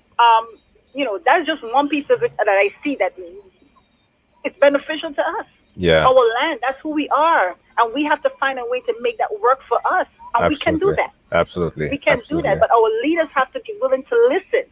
Not here, but listen. Well, that's what work together in partnership. That's why I think that it's important that we had this discussion, because we do have from time to time ministers looking at the program, and I hope that they get the message loud and clear.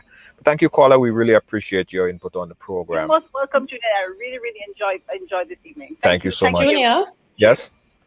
Junior, just let me say thank you, caller. Thank you so much for the words of encouragement, and I think the views you expressed, we can all agree they're very, very pertinent.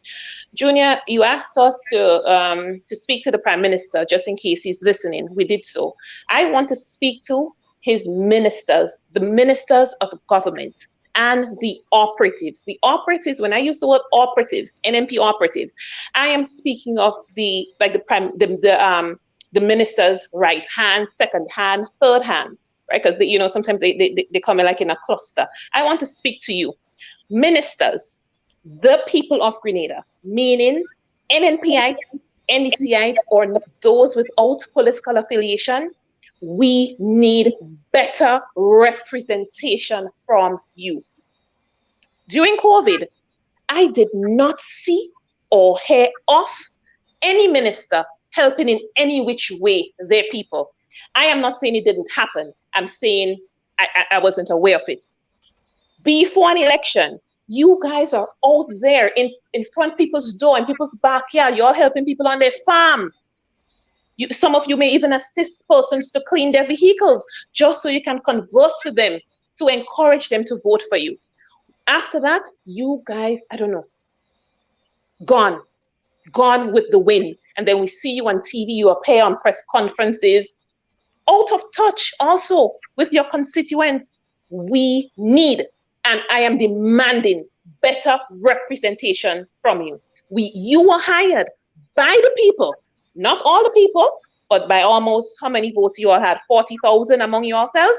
You were hired by the people to do a job. Do that job diligently. Represent the people. We cannot take a section of your constituency and help them progress and leave that section who do not support you behind. It is not fair. If we're trying to progress together, you cannot only employ your supporters and your operatives. You'll have to do better. You have to do better, because when you're in parliament, you are representing Grenadians, not a section. You are representing Grenadians. So I am demanding better representation from you. All of you, look at yourselves in the mirror and wonder if this is pointing directly to you. And if it is, do better for people. You are hired. We hired you. And most of you are not performing. And many people are hesitant to call you guys out on it. I am not. Do better. And to the operatives who come in with your attacks and so on, my skin is thick. So the attacks, they're going to come, they're going to bounce and fall off, and I will remain standing. Because you all are of the view that people should not speak. People should not speak against the party or against the government, regardless of what they're doing. That mentality is slavery mentality. We are in a democratic country. This is not Thailand. This is not North Korea. This is not Russia. This is not China. This is Grenada, a democratic country. And many of us will speak because it is our right to do so. And if for whatever reason you choose not to speak, right? Because I know there is a fear in the air, but if you choose not to speak, that is on you. But the onus is on those of us who are bold enough, who are competent enough, who are confident enough to speak. The onus is on us, and we will do so. So hold back with you all attacks. But if you're sending them, you better come real good. It's about time people put you all in your places. For too long, you're going to attack people and say this and make very derogatory posts. Why? Because someone is speaking on a national issue that will affect not only my community, not only my parish, my country, and our people, the people. We are one. We are one. And if someone is speaking out against the government, nothing is wrong with that. The government has to be called out because they are accountable. The government is accountable to us, the people. They are accountable to us, and they should know that. And the minute time they've lost that, then we end up in real problems. Mm-hmm. Yeah, so Very much so. Joel, you were speaking to me earlier, and I had to shake my head, right? And I don't understand sometimes why it's easier for constituents, people in your community, to reach out to you, to get to you for assistance, or to get to me all the way in the US before they could get to our MP. How is that possible? Why? Well, the fact is, Rashida said it when she spoke so passionately. The fact is, most of the members of parliament are totally disconnected from the people. I mean, after the elections, once they got the support of the people, some of them have not even visited the constituencies in years. Well, I mean, in the last two years, you understand? Not even during the COVID, some of them visited their communities or their constituencies. So the fact is, because I am on the ground and I'm totally in touch with people and I'm listening to people and I'm providing help to the people, and you know, like today, Junior, I was in Tongue. And people are saying, oh, those guys on the block, they're just sitting on the block and they're not They don't have they don't get involved in what's happening in the country. I saw a young man who normally you could see the way he dressed, like one of them block guys who does be hanging on the block. And I was walking in town and he stopped me and he said, "Sir, I have to shake your hand." He said, "You know, I'm really appreciate the fact that you stood up for this cause, with the bill." He said, I mean, I was not there with you, but I was there with you. You understand? And it is in those moments you get to realize that people are beginning to see people like myself, Rashid, and other young people who have been standing up for them. They have more hope and more confidence in reaching out to us, because they believe that we are going to listen to them, and whatever way we're going to support them, that they can trust our handshake. So it's that level of trust and confidence. I think it's that has allowed people to reach out to us, because they're seeing us representing their interests. They're seeing us, representing their challenges or their struggles or their major concerns that they're faced with. So it's a level of connection with the people, and it's also a level of confidence and trust in people like ourselves in the communities.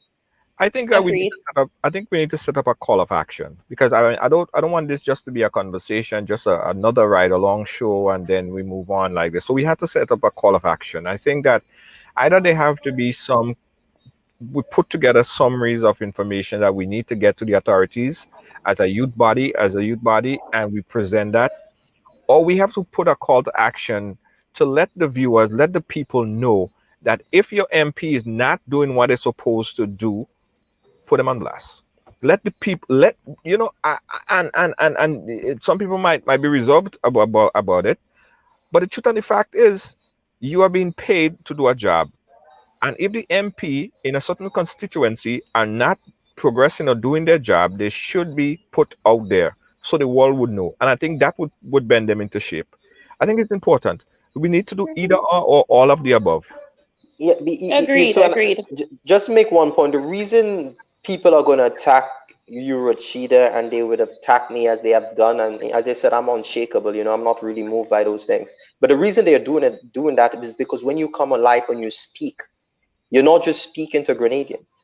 You're speaking to the thousands of people in the international community. When I speak, I have on my social media people from the United Nations, people from Commonwealth, people from CARICOM, people from the Caribbean Development Bank, people from all the multilateral organizations that Grenada access resources from. These are people who are actually on my social media. These are people who I'm connected to. So when I speak, they're also hearing what's happening in Grenada. And the government is aware of that. Hence the reason they will attempt through their operatives to silence us. Because in the international community, when they go there, they create that impression that all is well in Grenada, and the fact is all is not well in Grenada. They spoke about a booming economy. When look at it, after in the first month in this recession, right? And we're not in the recession, in the pandemic. The government. Well, you could call it a recession. Well, yeah, you can call it a recession. Exactly, but could you imagine from the most booming economy in the Caribbean? Could you imagine in the first month?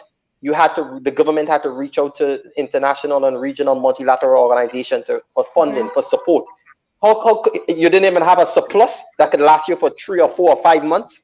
I mean, you said we had so much surplus. We've been paying so much taxes. We've been under austerity measures for how long? I mean, come on. So if you talk about surplus and you talk about a booming economy, we should have some reserves. We should have some surplus that could have cushioned the impact for a little bit. But after the first month, Grenada literally was on a bending knees, begging in the international community. You understand? So we have a serious problem. And you see what this COVID has done. I mean, while this COVID has created a lot of difficulties for a lot of people, it shows us that we've been patching the problems in this country for too long. So what this COVID did, it just came and exposed the wound. And you realize, oh, I thought this wound was healed. But the wound was just plastered. So the wound is Grenada economy has been wounded for a very long time. So now is an opportunity for the government to come out and state the facts. This is where we are. We're in a very difficult time. It will require every citizen, all hands on deck. This is how we're going to build this country. These are the pillars on the economy. What are the ideas do you have? Engage the people, engage the private sector, engage civil society, engage the youth. and let us say, okay, we have tried tourism. We have tried what? Apart from tourism, what other pillars of the economy I could focus on? We have tried tourism.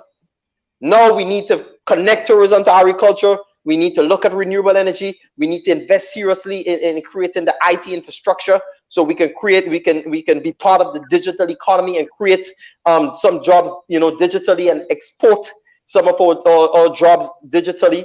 We need to look at developing our technical center, so we can develop young people in the technical areas. We need to look at preserving our lands, right? Maybe look at ecotourism, because the fact is, these big monuments we build in here, people can go to any parts of the world and enjoy that. But if we have some natural like ecotourism projects, I'm more into ecotourism project where people can come for the health purpose. Even the conversation on the legalization of marijuana for medicinal purpose, that's a vibrant industry in so many different parts of the world. Grenada needs to look at the research in that area, and we need to start maybe looking at the marijuana industry, right? We need to connect that to clothing, because they use marijuana to do clothing. They use it to do a lot of medicines and a lot of products you can make from that. So we need to explore those things. But we need to start becoming creative, right? We need to start artificial intelligence is the next big thing that is happening in the world. Tomorrow morning, I'll be attending a Commonwealth conference on artificial intelligence and the Commonwealth. The world is moving in those directions. We need to start having these conversations. The fact is, Grenada is like we get stuck in we're in the information age, and Grenada we're still in the Stone Age, because we have leaders that are still thinking dinosaur ideas, right? And you have young people with so much innovation, so much passion. So when I listen to some of the creative ideas from young people, I was like, how come these ideas is not implemented on a national level? The fact is, they don't have the platform. The fact is, our leaders are not even taking our young people seriously. Because why? They want to continue to hold on position of power until they die. So they become intimidated, they become threatened by any young person who present themselves, or any young person who come up with a new idea that seems attractive, and other people are going to buy into it. They try to sideline you or just kill you, or shatter your dreams. You understand? So we need to become more part. My friends, listen, to the people out there, you cannot support political party blindly. I know people who are loyal to political parties right now, and they're struggling literally. I mean, some of them I look out for them, even though they're NMP people. I see them as Grenadian. I don't care about their politics, but I know they are struggling. I sit to them, I say, why are you doing this? Why are you doing this to yourself? Why are you doing this to your kids? They said, Joel, I don't know. It's like they're clueless, and I can see some of them are really, they're awakening their consciousness. So some of them are beginning to stand up. Some of them are beginning to speak out. Because come on, tell me, how could you be loyal to a political party? You're unemployed. Your children unemployed. Your boyfriend or your husband unemployed. You can't pay your bills. You can't pay a grocery. You fall sick. You cannot go to a doctor. You cannot access basic medication. How can you be loyal to a political party or to a minister when your reality is gloomy and it's just in a bad state? How can you be loyal? And these people don't care about you. They have shown time and time again. How can you be loyal to a political party? Who you need to be loyal to is your country. Because after we die and gone, we want Grenada to continue. We want to preserve this rock. We want our children and our grandchildren to enjoy this rock. The same sacrifices our forefathers and our ancestors made so that we can enjoy this country. We have to make the same sacrifices today by speaking out and standing up so that our children and our grandchildren can enjoy this country. We cannot have 15 people in parliament, people who have been hired by us to destroy this country, to destroy our resources, to destroy our natural ecosystems, to destroy the youth of this country, to kill our dreams, to kill our passion. We cannot allow that. So the time has come for us. I'm not saying NMP or NDC or whether you support no political party. The time has come for all of us, including the Grenadians who lives in the diaspora. And at this time, I want to thank the Grenadians in the diaspora for all the remittances that you have been sending. I mean, I've seen the line during this COVID time. thousands of people in Western Union and MoneyGram. And had it not been for you out there, with that support to our people here, some people would have been eating sand or stone. I'm telling you. Because it's not like the day when you could go in a man land and take a cut a hand and figure. You could go by a neighbor and say you go and dig a 2 Tanya. Tanya and thing now is $10 and $15, you know. You understand? So the time have changed.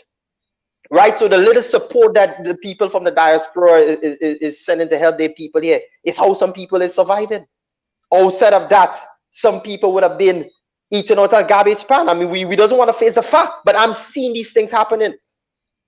There are people who come to me and confess, Joel, I haven't eaten 2 days. None of the days when you go down the street and you ask a friend for $5. $5 is a lot of money today. $5 represent maybe a pound of chicken wings. And people are very tight with their cash these days. A couple of weeks ago, I saw this post where someone reached out to me because this family in St. Patrick's area, and one of the women is 99 years old. And they said they don't have food. They don't have nothing. You understand? And we was able to quickly, mobilize some sort of support.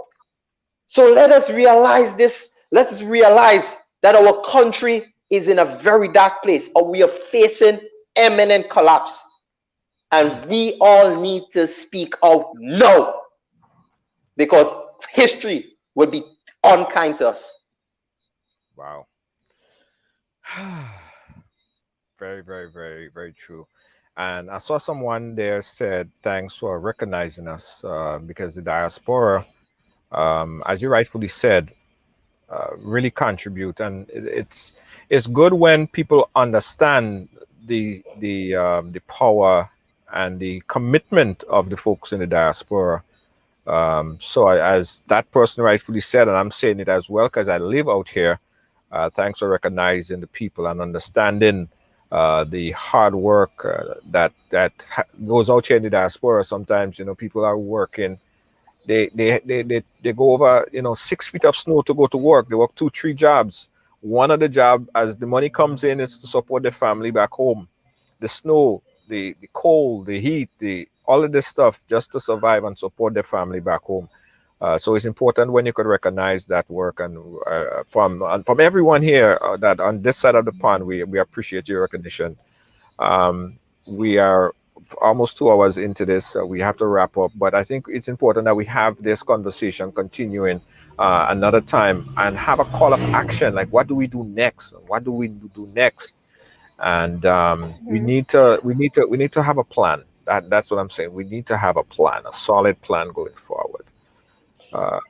Charles. I agree. Jenny, I just wanted to, I saw 2 persons commented, and I wanted to extend my support. One was about turmeric and how and spoke of its importance. Another spoke of organic agriculture. So when we speak of agriculture, because I saw some comments again saying, people are talking about agriculture, but agriculture really and truly will not carry the country. But it can certainly help. And right now it can do better for our economy than that of tourism. And so these things, turmeric, ginger, even coconut oil is a big deal. It's healthy to consume and it's healthy for your skin. Honey, so we can invest in all these things so we can export and bring in some revenue to our country. So, we should not just look at agriculture on the surface, right? We need to look at it from the depths where it can bring value, add value to our economy and to the lives of farmers and their families. And I want to extend my appreciation to all the people in the diaspora who assist. I want to agree with Joel in everything he said regarding the diaspora and their significant contribution to their families back home. I saw the lines. I myself found myself in the line. Persons were really reaching out and helping us. And had it not been for them, zero. So we are grateful. And to those who will not appreciate them, well, then they'll answer to whoever they serve. But we must extend our appreciation for all that they do. Junior, including you. You do a lot, I know. Thank you so much. We appreciate that. On a lighter note, we spoke a lot about politics here, but any one of you guys seriously thinking about dibbling and dabbling into politics like soon? I mean, I can see prime ministers and senators. I can see it in you guys. Any Um, well, the truth is, right? The truth is, I don't want people, Go ahead. Junior, I don't want people to misinterpret this Right, whole stance that I've taken. I right, mean, now people are seeing me speaking out because I'm on social media. I'm very active on my Facebook page, so I use that platform to express myself and to express my disappointment with the government and most of the things they're doing. But I've written countless letters that were published in the newspapers, right? And I'll make sure to do so every week in the past, expressing my views, about the government and the things they're doing. But now more and more people are seeing me, and they're hearing me, and so they are forming conclusions that a political career, or I should journey on a political path. But if I'm brutally honest, that's something I have to give significant thought to, because when you enter politics, right, you enter politics as a non-politician and then you become a politician, and because of how politicians are wired, you can easily change. right. And I am very, very outspoken. My friends and my family would tell you that. My mother would tell you that if she say I should wear yellow, I want to know why not black. I am very outspoken. I question lots of things, and I see myself as a politician, and I see myself as a rebel politician, because I would question the leader. I would, if we as a team made promises to the people so they can vote for us, I would be the one to go to each of them and say, listen, you all promised this and that, you better deliver. And that may not sit well with them. So I mean, that's just part of the whole thought process. But I am thinking about it because I see the support. Most people are sending messages to encourage me and so on. But at the end of the day, it's my decision to make, and I have not yet gotten to that point where I feel like my calling, or I can make a contribution significantly to impact lives, to change lives positively. Yeah. I am still processing that, so I have not made up my mind in Understandable. terms of that. Joel? Joel, before we go to you, Joel, before you make your answer, I'll give you a little more time to consummate that answer. We got a call on the line. Caller, where are you calling us from? Baltimore, Maryland. Baltimore, Maryland. Go right ahead. Yeah, Junior, I'm so glad that you just asked that last question. I've been wanting to call in for the longest. I've been looking at you guys. I feel so good listening to these two young people you have online. I'm also a young person. I've been out here for a while, Right. and so I always ask my family. They're from St. David side, and I always ask, especially my father, why do you keep voting for the same people all the time? And their answer is, there is no one else to vote for.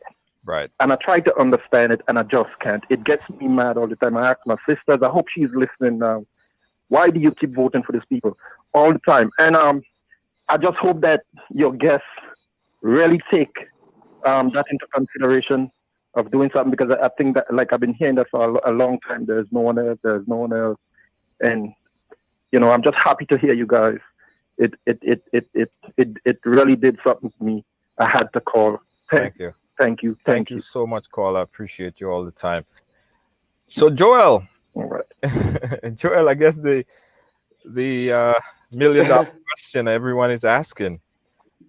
The truth and the fact is, Junior, I think in the last 3 months, I might have been asked that question about 700 times, literally. Mhm. I mean, I've had a lot of people, including a lot of people from the diaspora, the business community, a lot of youths on the block, youths in the rural community. But Junior, the truth and the fact is, right?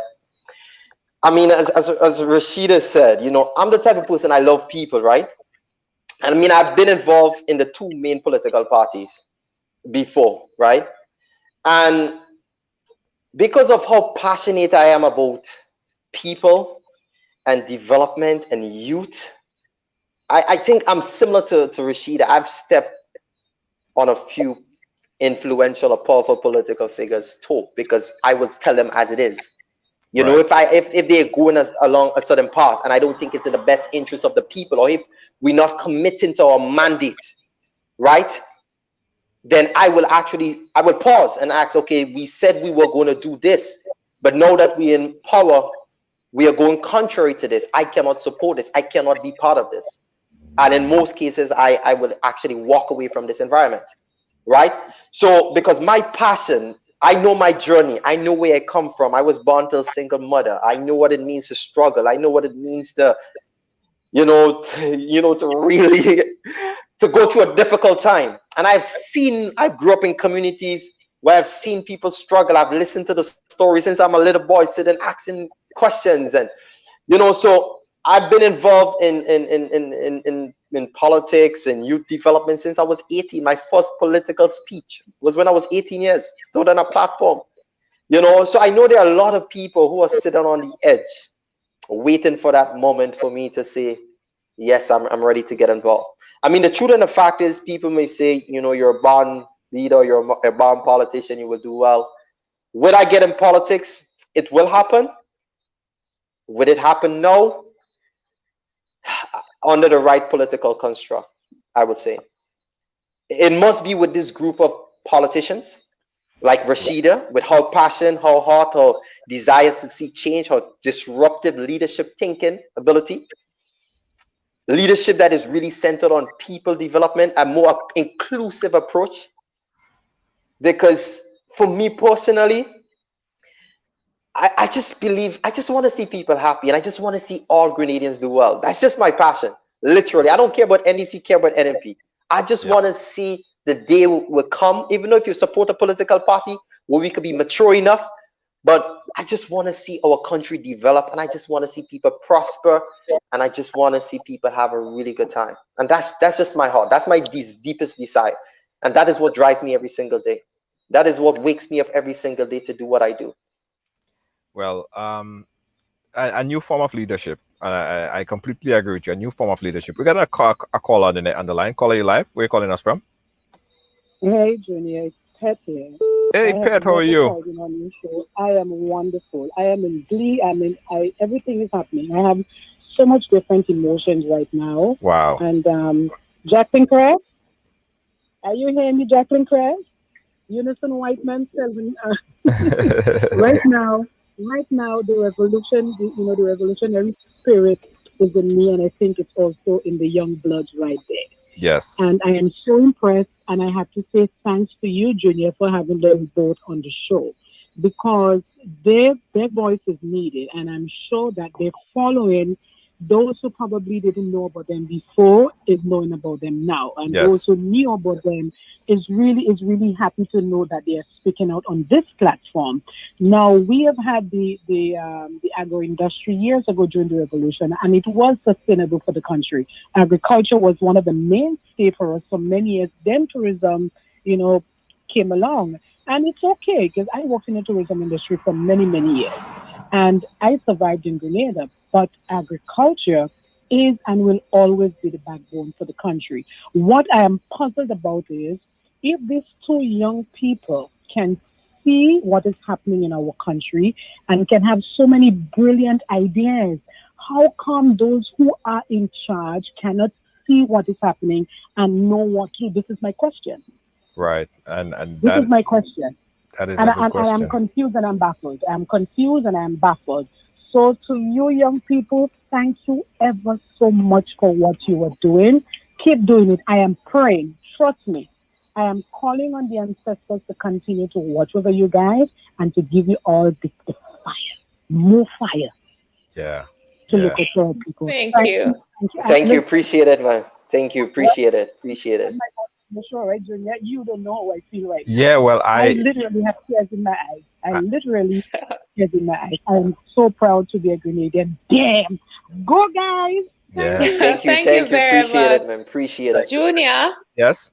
Can I just take a minute to appreciate the people who are commenting very, very positively? I watch your show, right? Yeah. And sometimes the comments, woo, they Yeah. are so negative. They rest right on your shoulders. So that's why I lean forward. People, if you see me leaning forward, because I'm reading the comments, Yeah. and I want to commend you, because you see that support, I think, was lacking. Many people would like to say more and do more to impact positive change, but they're really scared because the support is not there, or if it's there, it's really sort of limited. But I've been reading all the comments, Yeah. and the majority are very positive, very supportive, Yes. and that's a step in the right direction. Because the more support we have, particularly in the direction of positive change, I think it's better we can move forward as a people.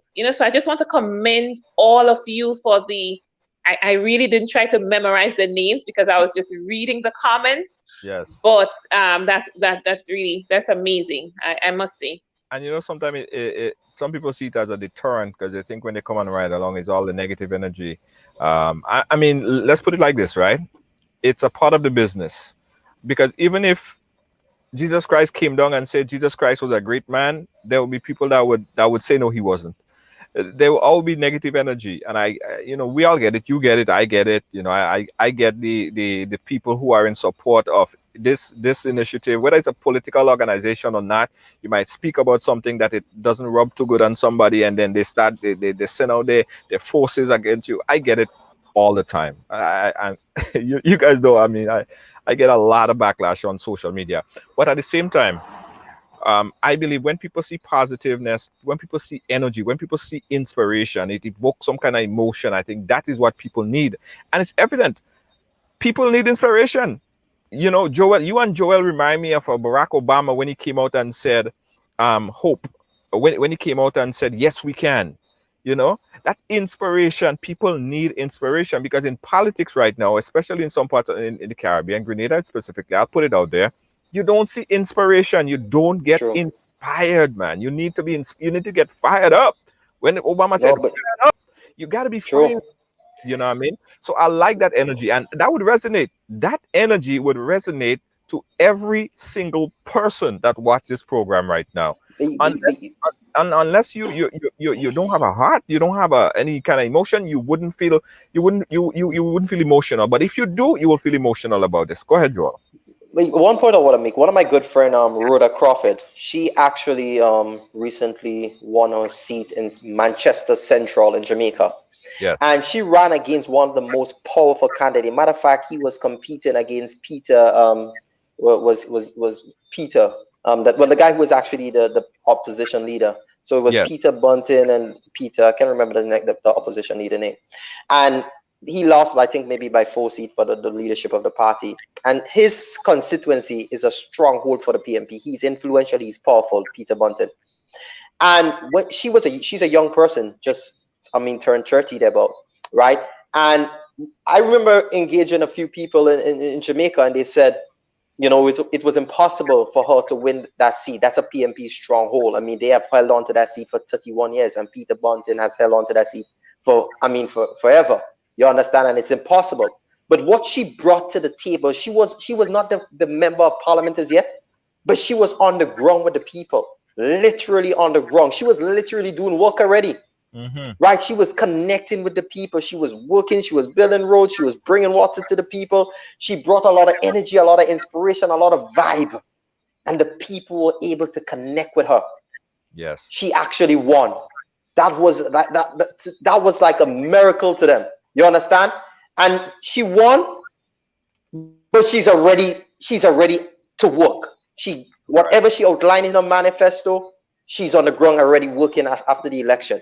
And that is the youthful energy that young people who are just passionate about change and development. As she said, it is not about PMP or GLP, it's about the people. And she's on the ground now, working for the people. So young people bring that. So there are a lot of people who will question, young people want change and young people are fighting for change. But when they get in there, they're going to fall into line and they're going to do the same thing and they're going to run. Young people across the world is showing, listen, we're not just talking about change, but when given the opportunity, we are leading change in technology. We are leading change in business. We are leading change in politics. We are leading change in agriculture. We are leading change. We are revolutionizing this world in many ways. So we are not just talking about development. We are making it happen. And that is why we must give them the opportunity to do so. That is why we must be provided with the platform and the support. So to all those persons on the live who have joined in and offer the encouraging words and support and their belief in us, myself and Rashida, I want to say thank you, because it's people like you that will make history, the beautiful history of our country possible, because we are the next generation of young people that will make that transition into leadership at all levels in our society. So I really appreciate you and I applaud you, and continue to support not just me and Rashida, but other young people out there who are trying to make things happen for themselves and their family and their community, and by extension of our country. Guys, I'm very, very proud that we had the discussion here today. I'm happy that you guys actually agreed to jump on. In fact, let the record show that I was trying to organize this about a week ago, but I think Yes. this is the perfect time. We you know what I mean? This is the perfect time. And say hi to your dogs and then for me. Make sure. I got to say thank you guys so much, and we are absolutely going to keep in touch. Remember, you have a platform here. You have a friend here at Ridealong. Whenever you need any assistance, whether it be fundraising activities, it's assistance, it's financial, whatever it is, you have a friend right over here, a partner over here called Ridealong, and we're connected with a lot of resources as well. Feel free to reach out to us at any time. We are here and we are willing and we are able to assist. Appreciate it. Thank you, Junior, and keep up the good work, man. Appreciate it. Thank you very much. Thank you for having me. Just the one thing I would want to say, based on what Boswin said, Uh-huh. you're over there, but you're doing a much greater job in terms of representing the people in Grenada. Keep up the good work, my brother. Thank you so much. Thank you so much. Thank you very much, Junior, for having me. All right, take care, man. All the best. Yeah, take care. Have a good night. Yeah. All right, great. Thank you. Yeah, man. Love these guys, man. So powerful, so inspiring, so strong. This is the kind of thing that we need to promote. And I know when you hear when Ashida said about the dogs that come after, it's like you have some, not the physical dogs, but there's some attack dogs that come at you. I saw someone put up a post the other day and they said, here's a list of possible young leaders, people who could move the country in a positive direction. And the amount of negative people that post under there, and they criticizing every one of the young person that was proposed and put out in the post. They just have this negative energy, and that needs to stop. The people who follow this like blind loyalty towards a political organization, that need to stop. All right, your party or whoever you support would appreciate you even more when you tell them the truth. If someone does something that is wrong, does something that is bad, or does something that is not progressive, you do them a better justice than coming and telling them, no, this is not right, than to cheer them on. All right. So for all the people out there who always comment in negative, anytime something comes up that is political and it rubs against the political belief, they're quick to attack and they're quick to create status and memes and all of this crazy stuff, right? Trying to bracket you into some kind of political agenda when it's not about political agenda. It is pro-Grenada, all right? It is pro-Grenada. It is not anti-Grenada, all right? And also, I want to appeal to people. Listen, everyone have a story to tell. Everyone have a story to tell. Please allow people to share their story. You may not accept or agree with someone's story or with someone's position, but that doesn't mean that their story does not deserve to be shared. That doesn't mean that they're supposed to not ventilate on what their beliefs are. So quit that. You are doing a disservice, a this loyalty. You're doing more harm than good. Appreciate. You might disagree with someone. There's ways to get across your disagreement with someone than to be disrespectful. You don't have to be disrespectful. There is many ways you could come across and tell somebody something than to create a hoopla la, a big set of noise about it. But instead, people just like to create that noise. There are a lot of ways, guys. And to all the young people who have thoughts, ideas, I want you guys to make the move in the direction. Don't be afraid of the people who may tell you no. and that should be a strength. All right, that should be a strength. You know, if you guys know how much time I hear no, to me when I hear no, sometimes it sounds like yes, because I don't even hear no. In fact, when somebody tell me no or can't do this, it just sounds like the opposite to me. That's the kind of attitude you have to develop. And thank you guys so much. We appreciate you guys 100%. You guys sat here for 2 hours and 20 minutes listening this, and I appreciate you guys oh so much. Thank you, thank you, thank you 100,000%. Also, guys, you know, I believe in entrepreneurship. I'm a big believer of entrepreneurship, and I want to start the initiative of putting some funds, putting some money, and getting some partners to put some money to support young aspiring entrepreneurs in the micro industries, in the micro businesses, right? So in the next couple weeks, next couple days and weeks, you guys are going to be hearing about a ride along initiative that is geared towards awarding over $20,000. That's our plan. Our initiative is to award over $20,000 to young entrepreneurs. All right. We're going to put out the whole plan or the whole guidelines, but the idea is to promote entrepreneurship, micro enterprises. So you guys keep it locked and keep listening for it, because the idea is if we have people that using their strength, their energies, and their own, you know, abilities to create businesses, that is what is needed for the other side of the economy. So guys, keep it locked, because we're going to be talking, we're going to put out our guidelines for our new initiative to promote entrepreneurship. We're going to be giving away at least $20,000.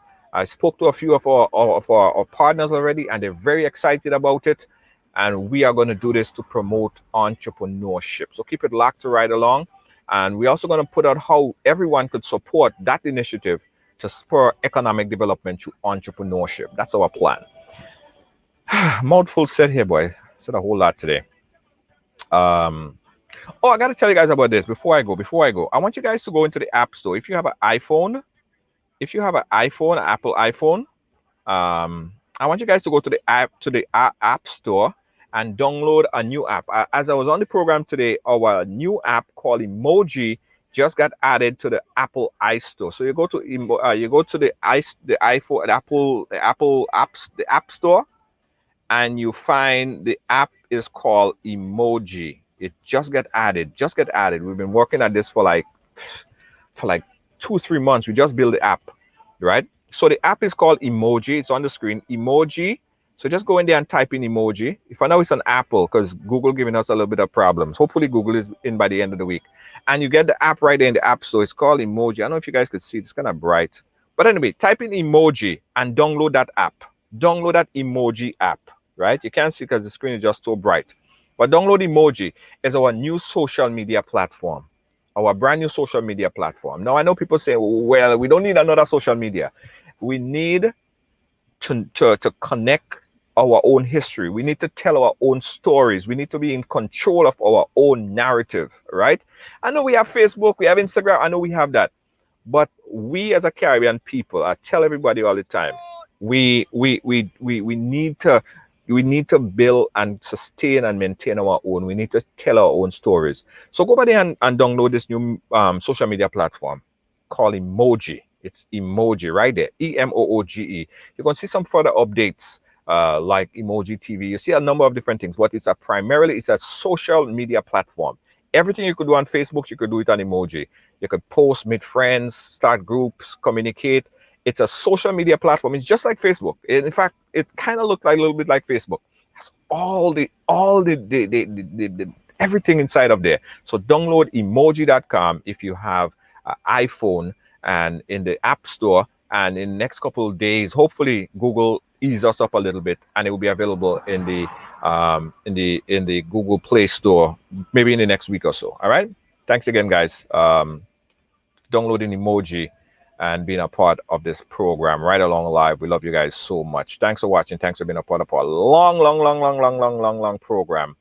Don't forget you could check out Rise with Dr. Z, and that comes on Thursdays and Saturdays right here on Ride Along. That's Rise with Dr. Z, Thursdays and Saturdays right here on Ride Along Live. Now, if you have a business and you want to advertise, again, We have to connect our business to our people. We have to get it out there. Don't keep your business a secret. Stop keeping your business a secret. Your business was not intended to be a secret. It's intended to let people know and support and purchase your product and services. Ridealong would connect you with the million of customers that's interested in your services and products worldwide. Advertise on Ridealong Live. You could inbox us. We'll send you a rate sheet. Very, very, very affordable rate sheet. Everyone could afford it, and we'll show you. We're not just going to run your ad. We'll show you how to market a successful campaign on social media.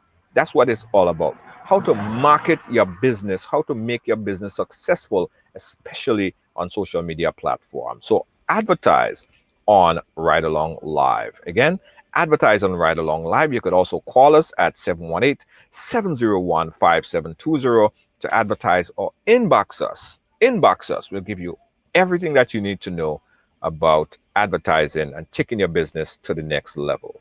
My name is Junior George. I'll catch you guys again tomorrow for Ride Trivia Live. Bye-bye. Peace out.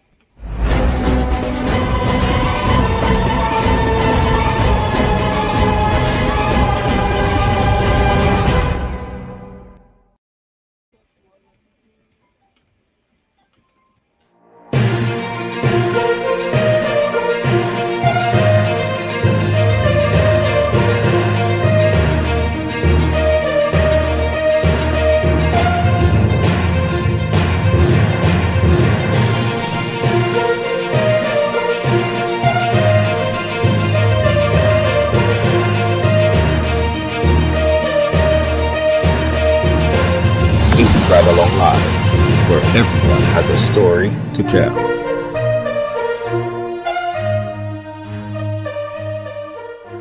You're constantly thinking of food, but sometimes you just don't want to cook or want something a little different. That's when you call Tasties, preparing meals that you really love. Tasties, our mouth-watering food, would have you coming back every day. But hold on, we only prepare meals Monday, Wednesday, and Friday for now. Call early because we have a lot to serve, and we would love to serve you. Tasties, we prepare the meals you love to eat. From macaroni pie to baked chicken, provision dumpling and saltfish, stewed chicken, curry chicken, baked chicken, rice and peas, salads, and more. Please call for daily menu. Call 425-0624 or 403-0411. You can pick up your meals from us or we deliver to you.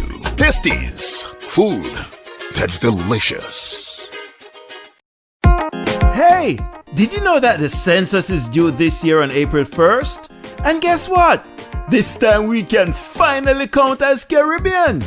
This year, all you have to do is 1. Check the race box, and 2. Write in your country of birth or ancestry. You can answer by the paper form, online, or by phone. Everybody counts in Census 2020. So count as Caribbean. Yes, we count.